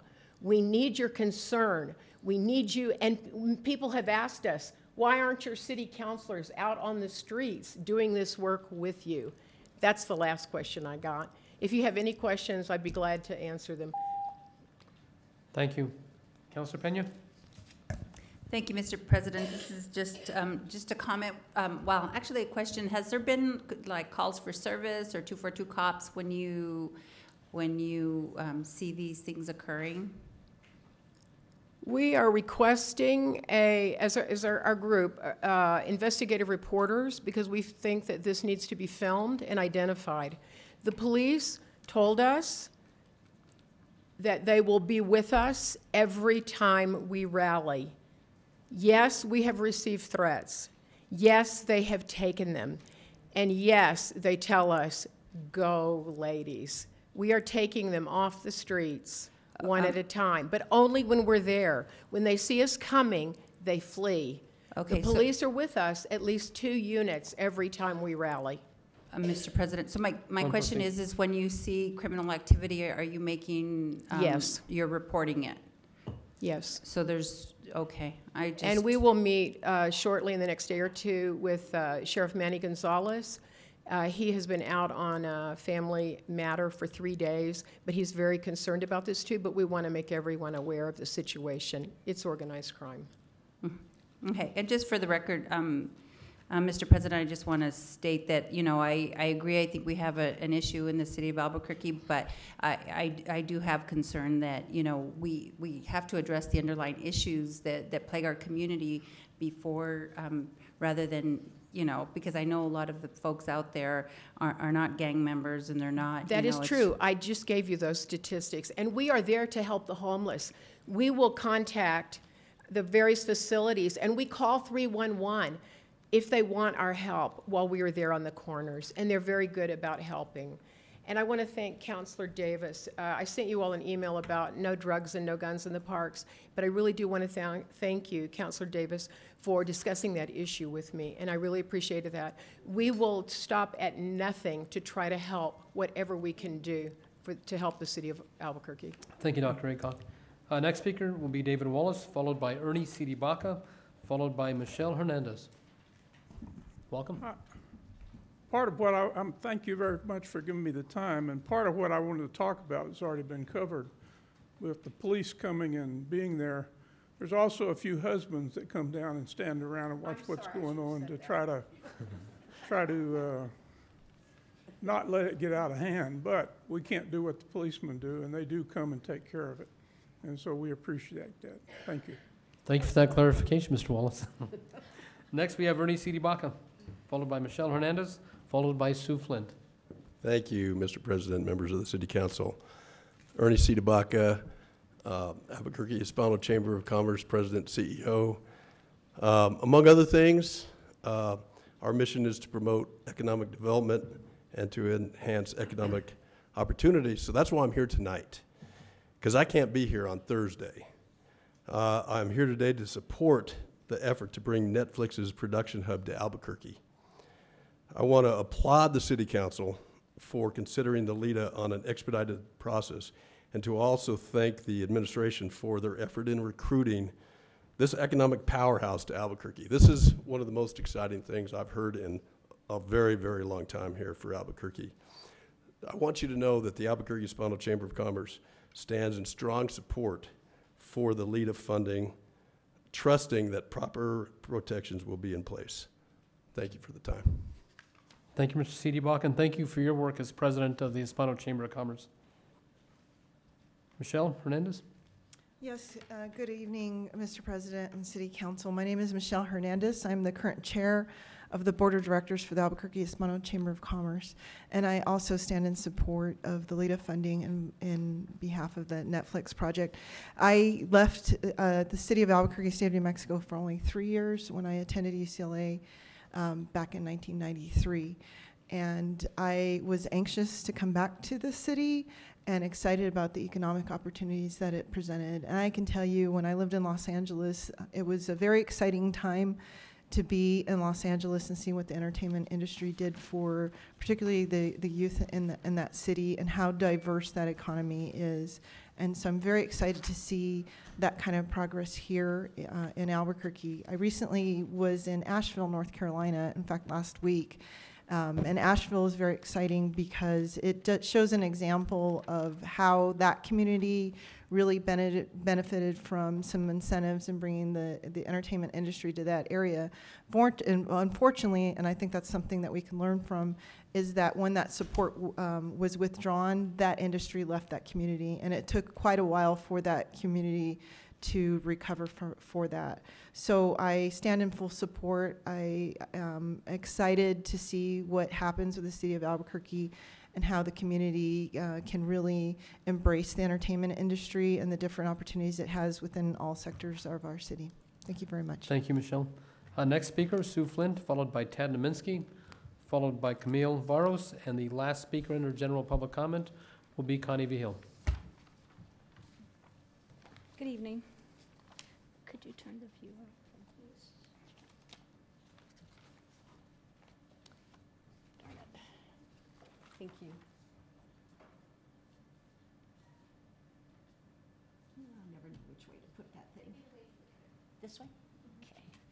As many years as I've been coming here. Thank you, Sue Flint, for the record. Tonight I wanted to just start with that I'm going to be talking that I would ask you to defer the metropolitan redevelopment bonds for the Coronado redevelopment plan, as that I don't believe this administration knows what has happened. I want to tell you that when I started investigating, and it was an investigation, into how the economics were playing out in Albuquerque, especially during the time of the North I-25 sector development plan, west of I-25, which was my area, which was District 2 before the redistricting. My concentration is on the redistricting of city council. I started following the developers. I started following what was happening, as well as the Del Rey Mobile Home Park where the ACLU sued, where Councilman Winter and Debbie O'Malley were involved. It really pissed people off because, the developer was off because they wanted to move those people out. I have an extensive background in this redevelopment. I've spent 10 years of going in and reading everything that I could that the city had. As soon as Barry hit, I went and started investigating him. So I don't come up here and just blow things out my rear end. I had Christopher Thibault tell me in an EPC hearing that there wasn't a conflict of interest when I proved to them there was. So real quick here, we wanted to save the existing neighborhoods that were east of I-25. We wanted to minimize the traffic impacts on Wildflower neighborhood. But yet, this gave this the opportunity to happen to us. That will happen if you supply these funds. And I have no idea why these people need money. They're going to ask for more money for the Highland North when it's a hedge fund. This is not productive to my neighborhood at all. And Councilman, I'd ask you to let me speak 1 minute more so I could finish this. You did it for that lady, and this is my neighborhood. Ms. Flint, your time has expired. I'll ask your question to give you a Okay. chance, and I'm sure you're going to speak on the bill also. So please make it short. All right. So what this is that when you do this, this encompasses into the Alameda Boulevard plan, improvement plan. And during the time that I brought this before you, and this needs to be weighed out, because I took this to the Inspector General, and I told Mr. Harper after I gave him all the information that I was going to come before you and present this, because this is a lot of money for redevelopment. This is a lot of money for one developer that has come in here and he's getting ready to ask you for more money. So what this does is this impacts the whole area. This includes the Balloon Fiesta. This goes back to the North I-25 Sector Development Plan. And in ending this, These people got a redevelopment plan because they stated, and they lied about the transportation in there. They said that they had a deal with Sandia Pueblo. I met with the governor. They did not have it. That's why they closed the Balloon Fiesta that year. This is something that is beyond just appropriating money without any more thought, and I'll speak more on it. But I'll tell you what, in this, when the city attorney told me I didn't know what I was talking about, right here it says Ms. that Flint, this you'll is have the opportunity to speak on transitioning that us during the into bill. a commerce park. So Thank I you. think twice about. Okay, next speaker is Tad Naminsky, followed by Camille Varos, and the last speaker will be Connie Vihil.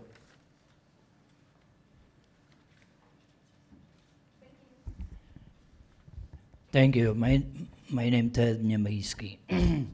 When I speak about crime, I fall the all-time victim of crime.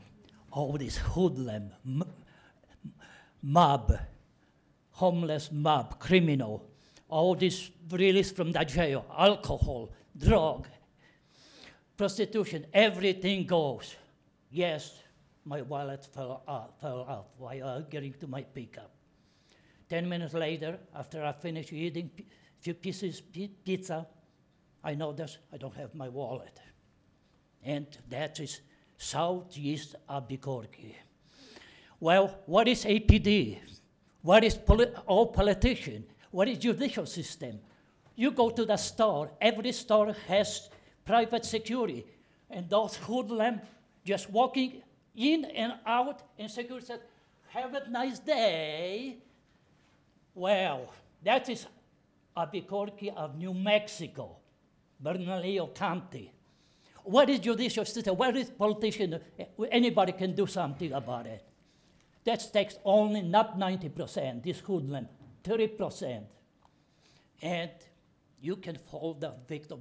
I lost my wallet, I lost my federal ID, I lost state ID, I lost CNM, and all kind of documents in my wallet, including my very important.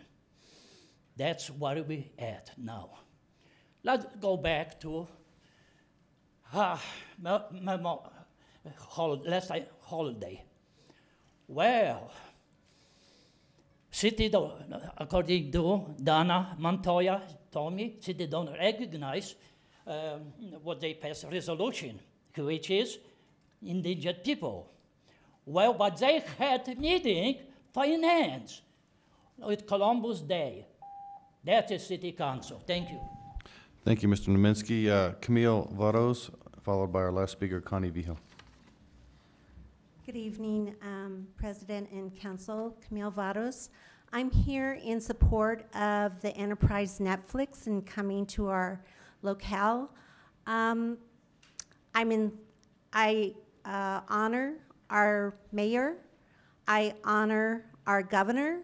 I honor the county commissioners who voted unanimously in support of Netflix. And I know the council wants to take time in looking at what this enterprise would represent, but it really, you know, the film industry is here to stay, and they're in support of television and film. And I hope this doesn't turn into a political, bipolar situation. And Netflix, because they're on a time frame, I understand they wanted a decision before the end of the month or around close to that. So I'm here pleading that please don't extend the investigation when it's going to be proven to be a valid enterprise for the citizens and for our locale, and not for it to be turned into a political disparity. Thank you. Thank you. Last speaker is Connie Vihil.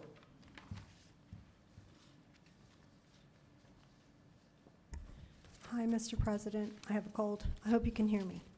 I'd like to give this card to Councilor Borrego, and I'd like to say thank you, because you're an outstanding councilman. I called her office, her assistant replied to me, and Cynthia actually called me when she said she was going to call. I can't tell you how many meetings that have been had with the Greater Albuquerque Business Alliance that have been canceled at the last minute without respect to our group. I would also like to applaud Judy Young and the ladies group because they have come behind us in what we're trying to do, which is a campus plan, which is what Tim went to see. We now have an architect and we do have a plan. I'm going to pass out my business card because I'd like to meet with each individual council member because we're not in any particular district. We are businesses 40 throughout the city. I have been invited by the Republican Party, by the Hotel Association, by the Highland District neighborhood, by Near North Valley. I could go on and on. People want to hear about us because they're interested that we are a private group of citizens coming together to do good for the city. We do have a campus plan and we love to talk to you. We are currently talking with Debbie O'Malley and other county commissioners, but I certainly hope that we get to see you again, Clarissa. Thank you, Ms. Cynthia Borrego, because she did listen to our plan. I'm going to be meeting with Ernie C. DeBaca again, and Brad Winter, I'd like to meet with you. So thank you again for your support. In regard to the needles, you need to get those needles labeled. They're coming from healthcare for the homeless. As a former microbiologist with the CDC, educated at New Mexico Tech, UNM Medical School, and NMSU, I was in microbiology for over 20 years. Those needles for the needle exchange program are no longer being returned, and that's a serious concern. Thank you, Ms. Field. I Thank apologize, your time has expired. We are now under announcements. Councilor Jones.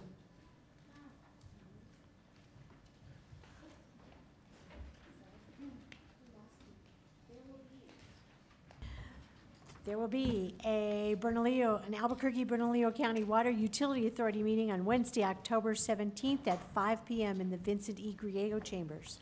Councilor Pena. Thank you, Mr. President. There will be an Albuquerque-Bernalillo County Government Commission meeting on Thursday, October 25th at 5 p.m. in the Vincent E. Griego Chambers. Thank you, Councilor Pena. There will be a special city council meeting on Thursday, October the 18th at 5 p.m. in the Vincent E. Griego Chambers. The purpose of this meeting will be for consideration of the ordinance relating to Netflix. And there will be a Saltillo Public Improvement District Board meeting on Tuesday, October the 23rd at 10 a.m. in the council committee room on the 9th floor. We are now on item 12, public hearings. There is none.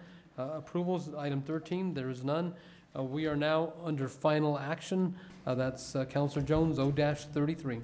Mr. President, Councilor Winter. I'm going to recuse myself on this issue. Councilor Winter has been recused on this issue. Councilor Jones? Thank you, Mr. President.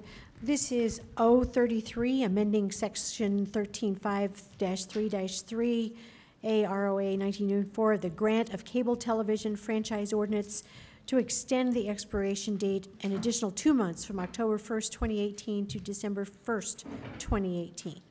I move a do pass. We have a motion and a second. Any questions? We have one individual signed up to speak. That is Tad Naminsky.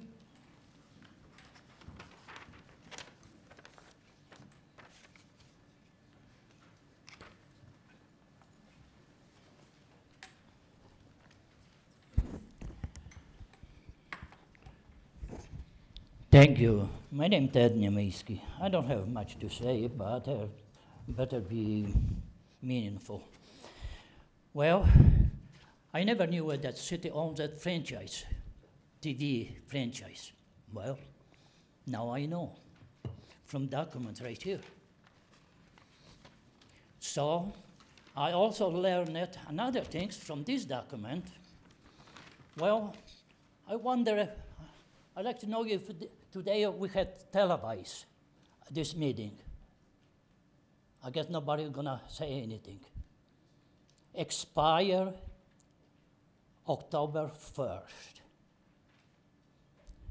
Well, so city council operating without contract. That's what looks like it. Well, right here, this amendment only to extend it for 2 months. I'm sorry. That's right, this one. Till December 1st. But here, 6 months, because we needed more time to discuss. You have how many years to discuss new contract? That's time up to wake up. That is typical dysfunctional city of Albuquerque, New Mexico, in the United States government. Well, here is, let's be about constitutional. You want to ask what is law, supreme law of the land? Who can answer? Nobody say anything. Constitution, that is enter. What Constitution does? Sets the government, defines the government, protects basic rights of Americans. Well, what's most important, Mr. three Naminsky, words, your time has expired. Thank we you. the people. Okay, any other questions on O-33? Councilor Jones to close. Thank you. I urge your support. We have a motion and a second on the floor for O-33. All those in favor signify by saying yes. Yes, those opposed say no. That carries on a 7-0 vote, with Councilor Winter being recused. We are now on item G. Councilor Davis, R-76. Thank you, Mr. President. Item R-76 appropriates funds to the Department of Finance and Administrative Services to provide for supportive housing vouchers and staffing as a part of our agreements both with the McClendon Settlement and the Bernalillo County Criminal Justice Coordinating Council. This all allocates specific housing vouchers to accomplish or to move us forward in the city's obligations under the McClendon Settlement, and we're going to do those through an agreement with the county to provide housing vouchers for folks through the Reentry Reintegration Center for people leaving MDC who don't have supportive housing or don't have housing options. And so with that, Mr. President, I would move R-76. And a second by Councilor Pena for R-76. Anyone to speak publicly? There is no one here to speak. Any questions from this council? Councilor Davis to close. Thank you, Mr. President. I just want to acknowledge the participation and help for the mayor's office and Ms. Nair on this and trying to move these two items forward that have been pending for some time, and we appreciate it. We have a motion and a second for approval of R-76. All those in favor signify by saying yes. Yes, those opposed say no. That carries unanimously. We are now under item H. Councilor Winter, R-77. Thank you, Mr. President. This is declaring the intent of the City of Albuquerque to issue metropolitan redevelopment bonds in the aggregate principal amount not to exceed $35.7 million in connection with the acquisition, construction, and equipping of the Broadstone North Point project. Mr. President, I think we have some folks signed up to speak, but I'd really like to hear from the administration first to really inform on exactly the metropolitan redevelopment bonds of the process and the need. Is anybody? Okay, who's going to be speaking on behalf of the administration? Go and state your names for the record, please. Mr. President, Councilors, David Campbell, Planning Director. I have also with me Karen Iverson, who is the Metropolitan Redevelopment Agency Manager. I'm glad to answer any questions that you may have. As I understand it, you wanted to have something addressed, Councilor? Yeah, just explain what the process was, and I know they did talk in finance about it, what the process was, where's the need come from, and just the process that the developer went through. Great. Ms. Iverson? Yes, Council President Sanchez, council members. So we have an application process that the developer completes profile of the project. There is criteria that the project has to meet, including showing a financial need for the tax abatement and bond. And we review it. The project has already gone through the land use planning process and been reviewed for compatibility with the neighborhood. We also review it to meet the goals and objectives of the Metropolitan Redevelopment Area Plan. And this project met those objectives. Just 1 second, I'll get to that if you'd like.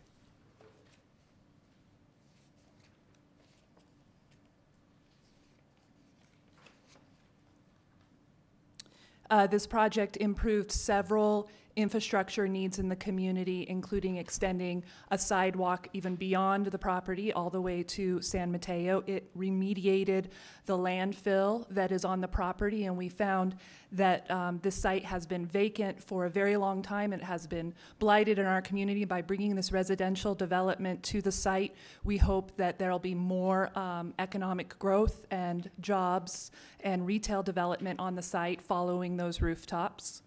And the project also brought a ditch that runs along the property from temporary to permanent standard. And so the one thing that I was, and I know that the neighborhoods in my area were concerned, is about the landfill. So that was a city landfill that they had to take care of?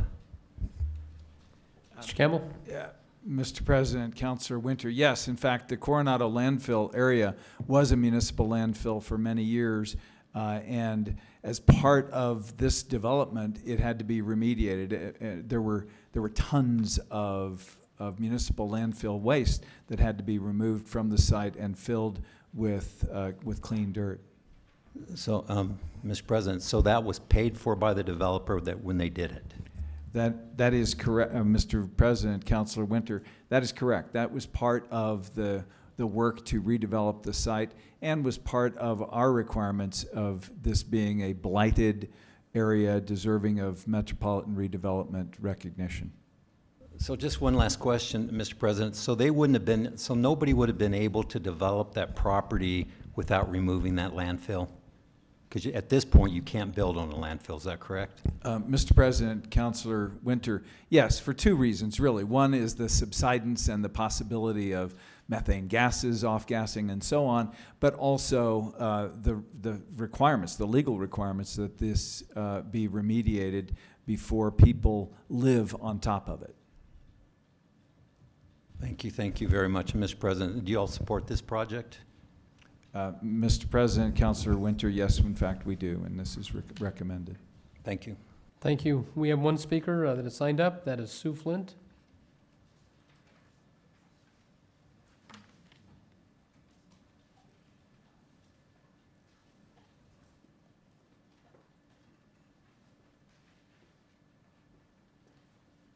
Thank you again. I oppose this metropolitan redevelopment bonds, and I am really upset that the city planning director stands up here and says that he backs this when he wasn't even in the country when this was brought before. Not one person sitting up on council, and I don't believe this lady that even spoke was at the Coronado Redevelopment Plan meeting. I went to both public hearings. These people got up there and were so arrogant and so entitled. You had Joan Black, who was the Metropolitan Redevelopment Director, whose husband, John Black, with Laguna Development, has ties with Kirk Browning and Titan. You know, you people don't do your research. That's what I've done over 10 years. There is so much in this that you need to take time to look at, because I'll tell you what, I've done it over the past 10 years, and I'm ready to come after them. This right here, you were talking about the landfill. They bought it. They bought it as is, and they were responsible for taking care of it, just like their friend across the street, ADC Commissioner Mr. Meckenbauer, who did not step down when this was brought before ADC. And you don't ever go back and check ADC. You gave those people the most power. They have more power than you do. And they have directed how this runs. They don't deserve to have this money. This was a blighted area because they made it a blighted area. It's a piece of property that they brought, they sat on it, and then they worked their way in there. Kirk Browning stood before people and told everybody. He used to be a commercial developer scrambling to get tenants, and now he's a powerhouse in our political power to process this. He thinks that he can come in here and ask you for all this. This Topgolf was a sham.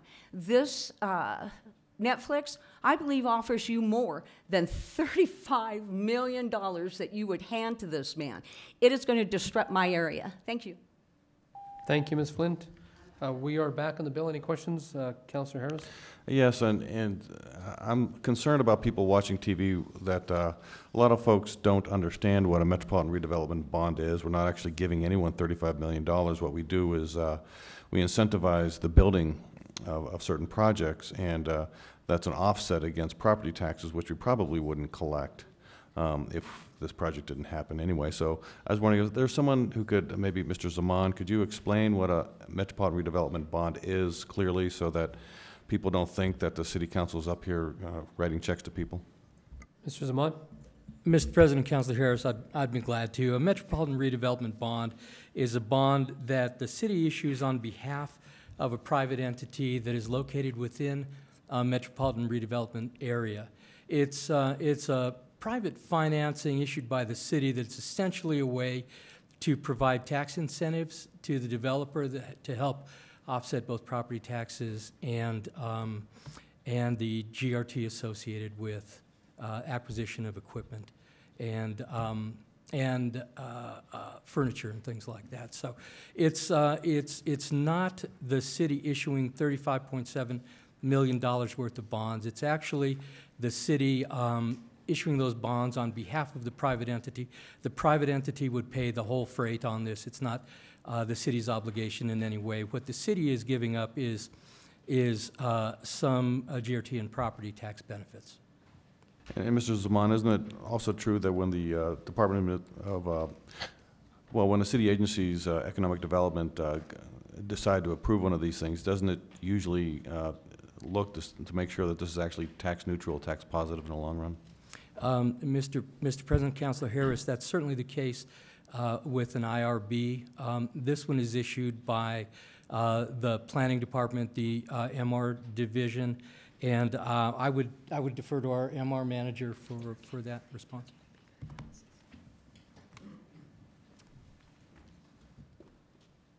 Go ahead and proceed. President Sanchez, Councilor Harris, yes, we have included the standard fiscal impact analysis, and it is neutral to the city. Okay, so this actually doesn't cost us anything, let alone $35 million. That's correct. And for the record, Councilor Harris, the project qualifies for a 7-year property tax abatement mechanism. Currently, we are collecting a baseline of $31,577. That would go to $602,543 after the 7th year. Any other questions? Councilor Winter to close. Thank you, Councilor, for that. So I have moved the bill, so I move R-77. Urge your support. We have a motion and a second for approval of R-77. All those in favor signify by saying yes. Yes, those opposed say no. That carries unanimously. We are now under item I. Councilor Jones, R-80. Thank you, Mr. President. This is amending the adopted capital implementation program of the City of Albuquerque by approving new projects, supplementing current appropriations, and changing the scope of existing programs. Move it to pass. We have a motion and a second for approval of R-80. Does anyone sign up to speak? Seeing none, are there any questions from this council? Councilor Jones to close. Urge your support. We have a motion and a... Okay. There is. We have an amendment. Councilor Jones? I'll have to wait until I get the amendment, Mr. President.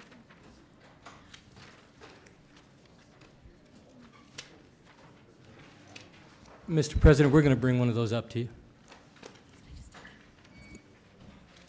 Was it in our... yeah, but I've got some...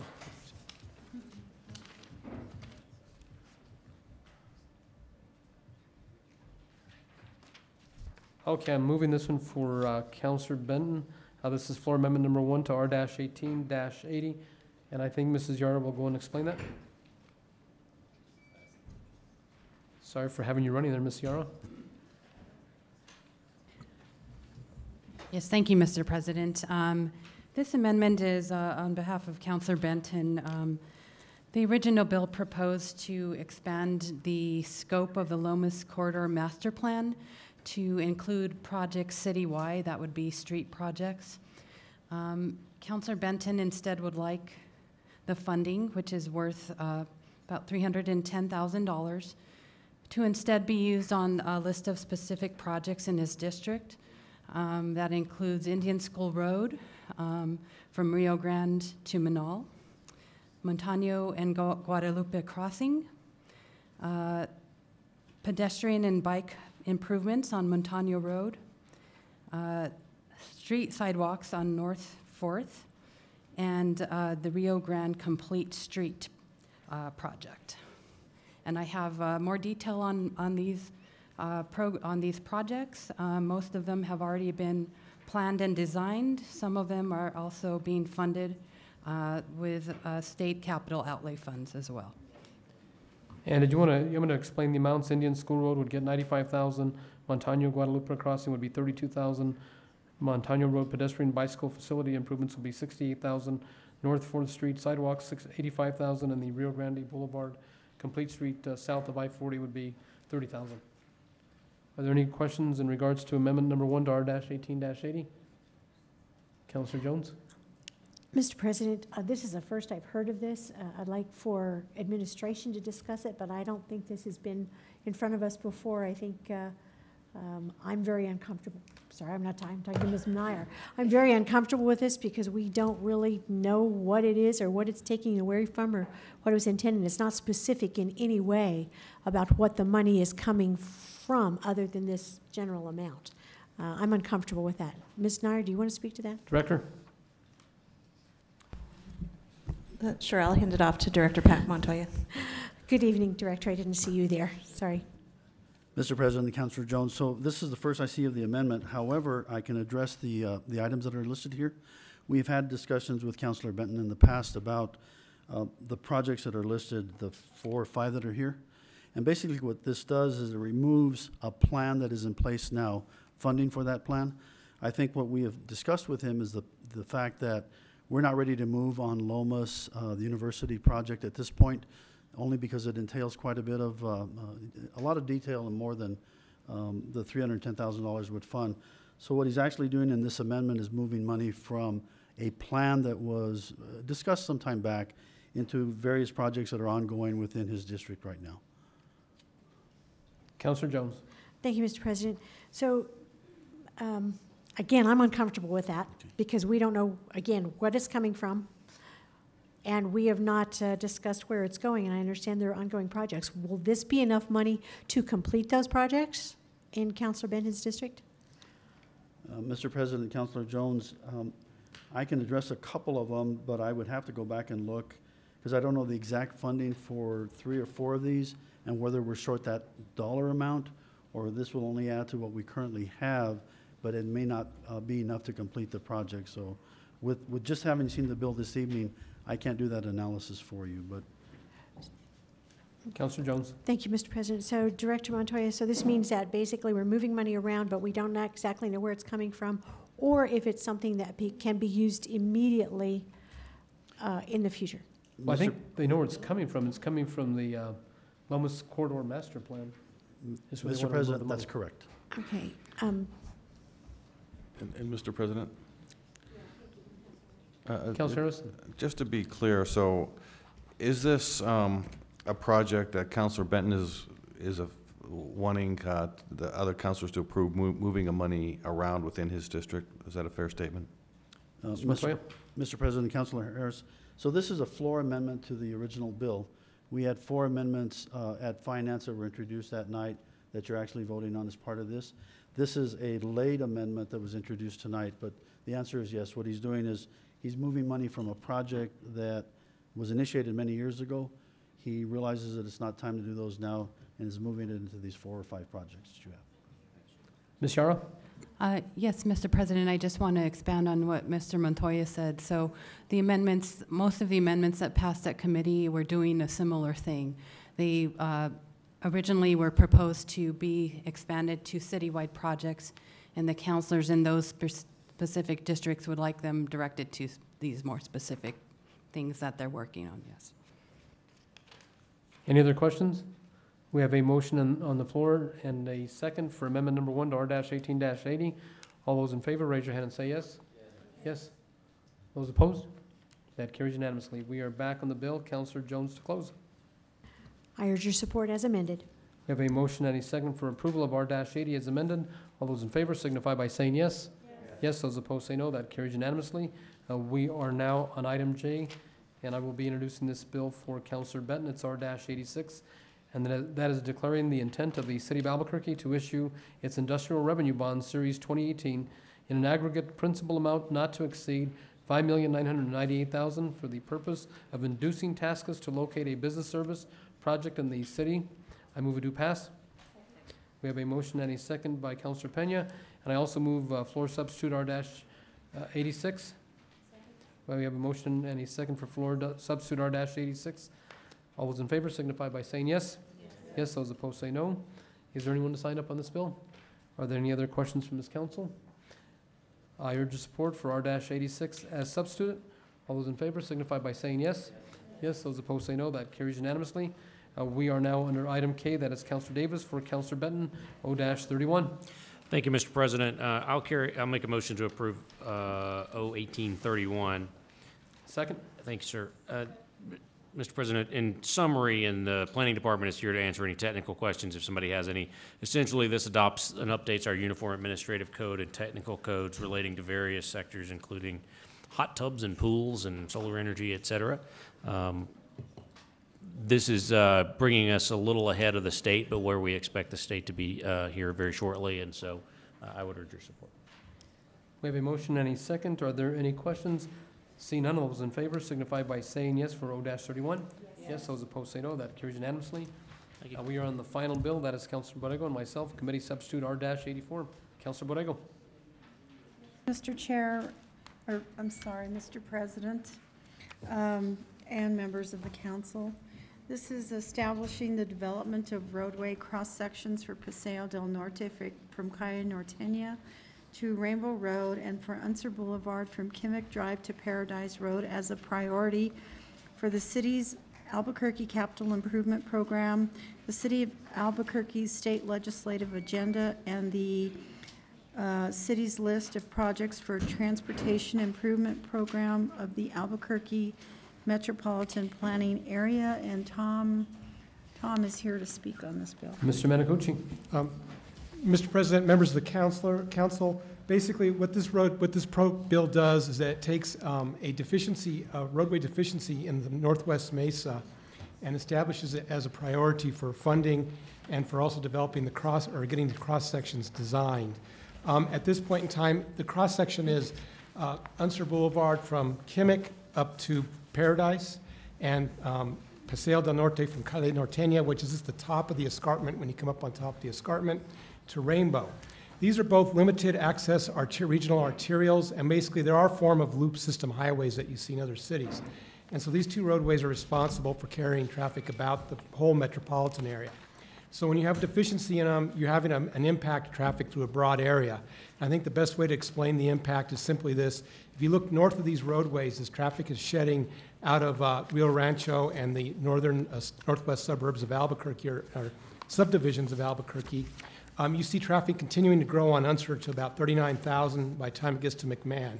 Once it gets to McMahon and continues south to Irving and Paradise, it should continue to grow even further.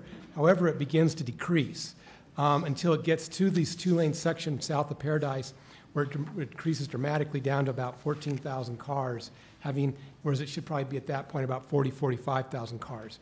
What that means is traffic is diverting off this section and going over toward using the arterials I just mentioned to go to Paseo del Norte and Golf Course to get around the two-lane section.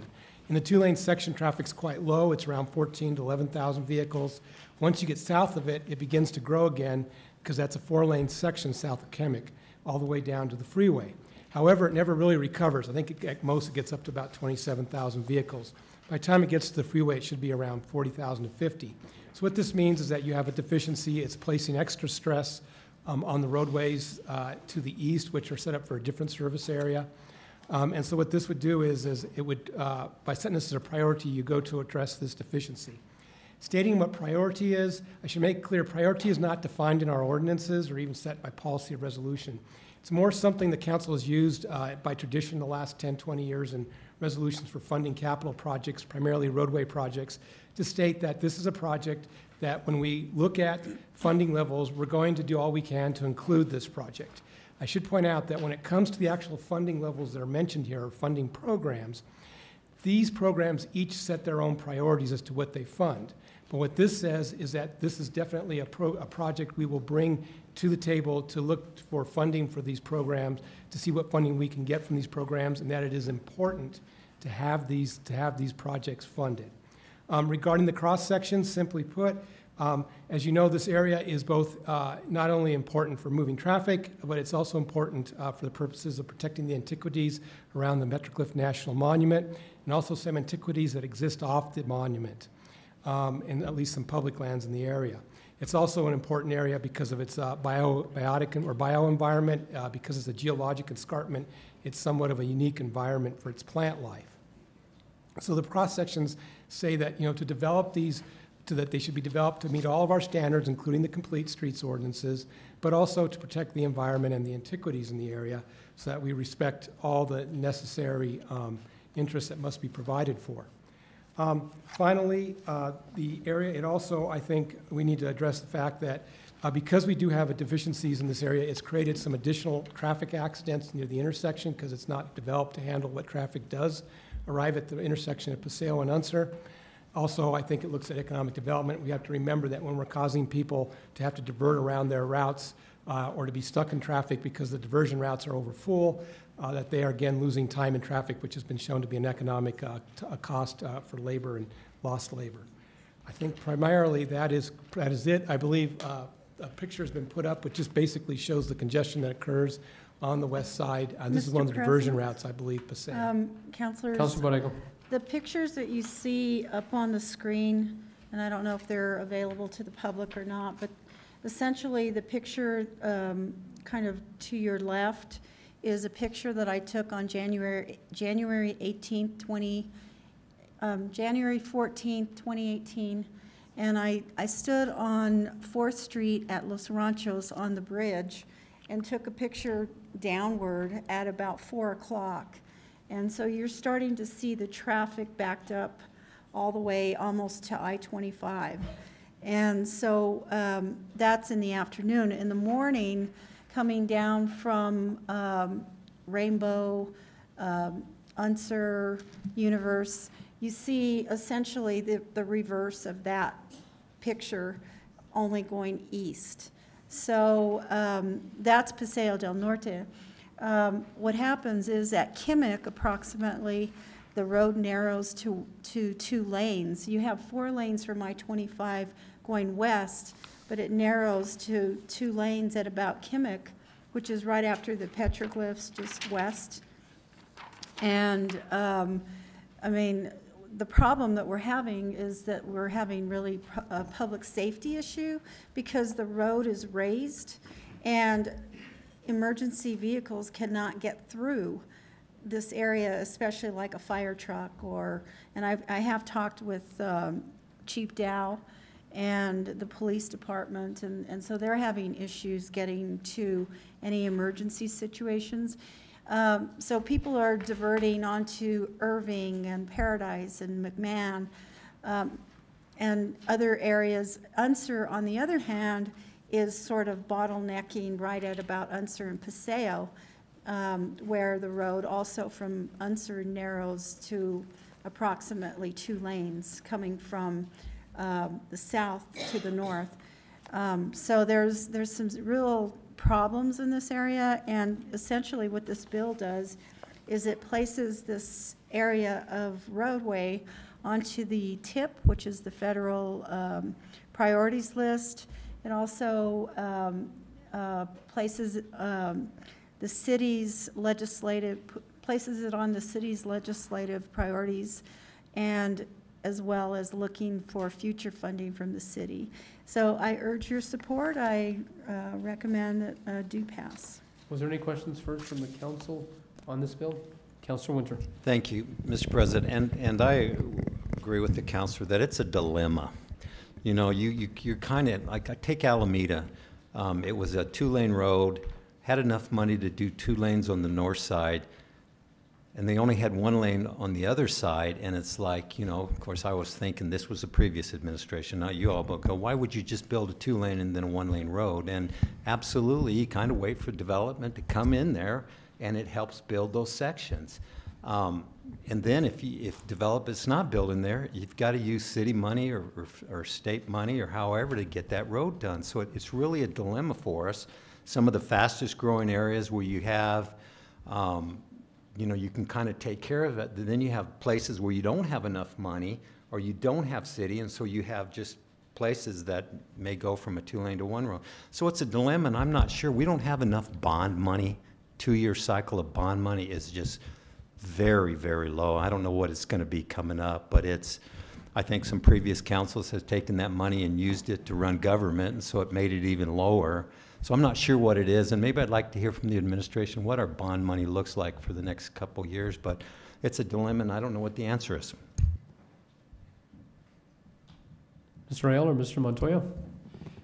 Mr. President and Councilor Winter, so our next bond issue is going to be around $125 million. Yeah, The analysis on this particular bill is that putting it in as a priority for federal monies to the Council of Governments process and listing it as a priority obviously creates the urgency that the roads need to be fixed and we need to work through it. If you do the analysis of the costs associated, if we were to dedicate the money as per the bill, we're talking somewhere between $13 and $14 million a year, out of the next bond issues every 2 years to try and get it all done. So I know that Councilor and I have talked about this. There is a way to get federal dollars, and some of this money may be matching dollars that we can use to get more federal dollars. But it will take a great amount of money just locally. Last year, I think, and Mr. Montoya is in the audience, I think the money we had in the last bond cycle for just new roads was about $5 million. So it's going to take some time to get it done, but making it a priority and focusing on trying to get leveraged federal dollars is how we've built many of the roads across the city, especially those that are major arterials, especially on the west side. Thank you, Mr. President. Just think, when you look at 125 million, some folks want a multi-generational center, some folks want swimming pools. I mean, boy, that's just not a whole lot of money to go very fast, and when all we have all this roads that we need too. It's just interesting. Councilor Borrego? And I just, one thing that I would like to add is that the deadline for the TIP priorities is November 30th, I believe, the application process. And if we don't get it in this go-round, then we wait 4 years. And in 4 years, I mean, you know, the growth in this area is just phenomenal. So I would really urge your support on this. And I'd like to make a couple of closing comments. First, I want to thank you, Councilor Borrego, for your work on this initiative. I served on the county commission and represented that district for 8 years, and it was always a challenge. And the capital money that the county had was even less than the city had. But I think we need to work in collaboration with this council and our community. You had one speaker here tonight talking about this issue, but it's been a major challenge, and the traffic problems are a nightmare on Albuquerque's west side in the area that you were talking about. But I also urge your support. We have a motion and a second for Committee Substitute R-84. All those in favor signify by saying yes. Yes, those opposed say no. And before we adjourn this evening, I'd like to wish Councilor Trudy Jones a very happy birthday. Today is her birthday. We will not sing happy birthday. At this time, this meeting is adjourned.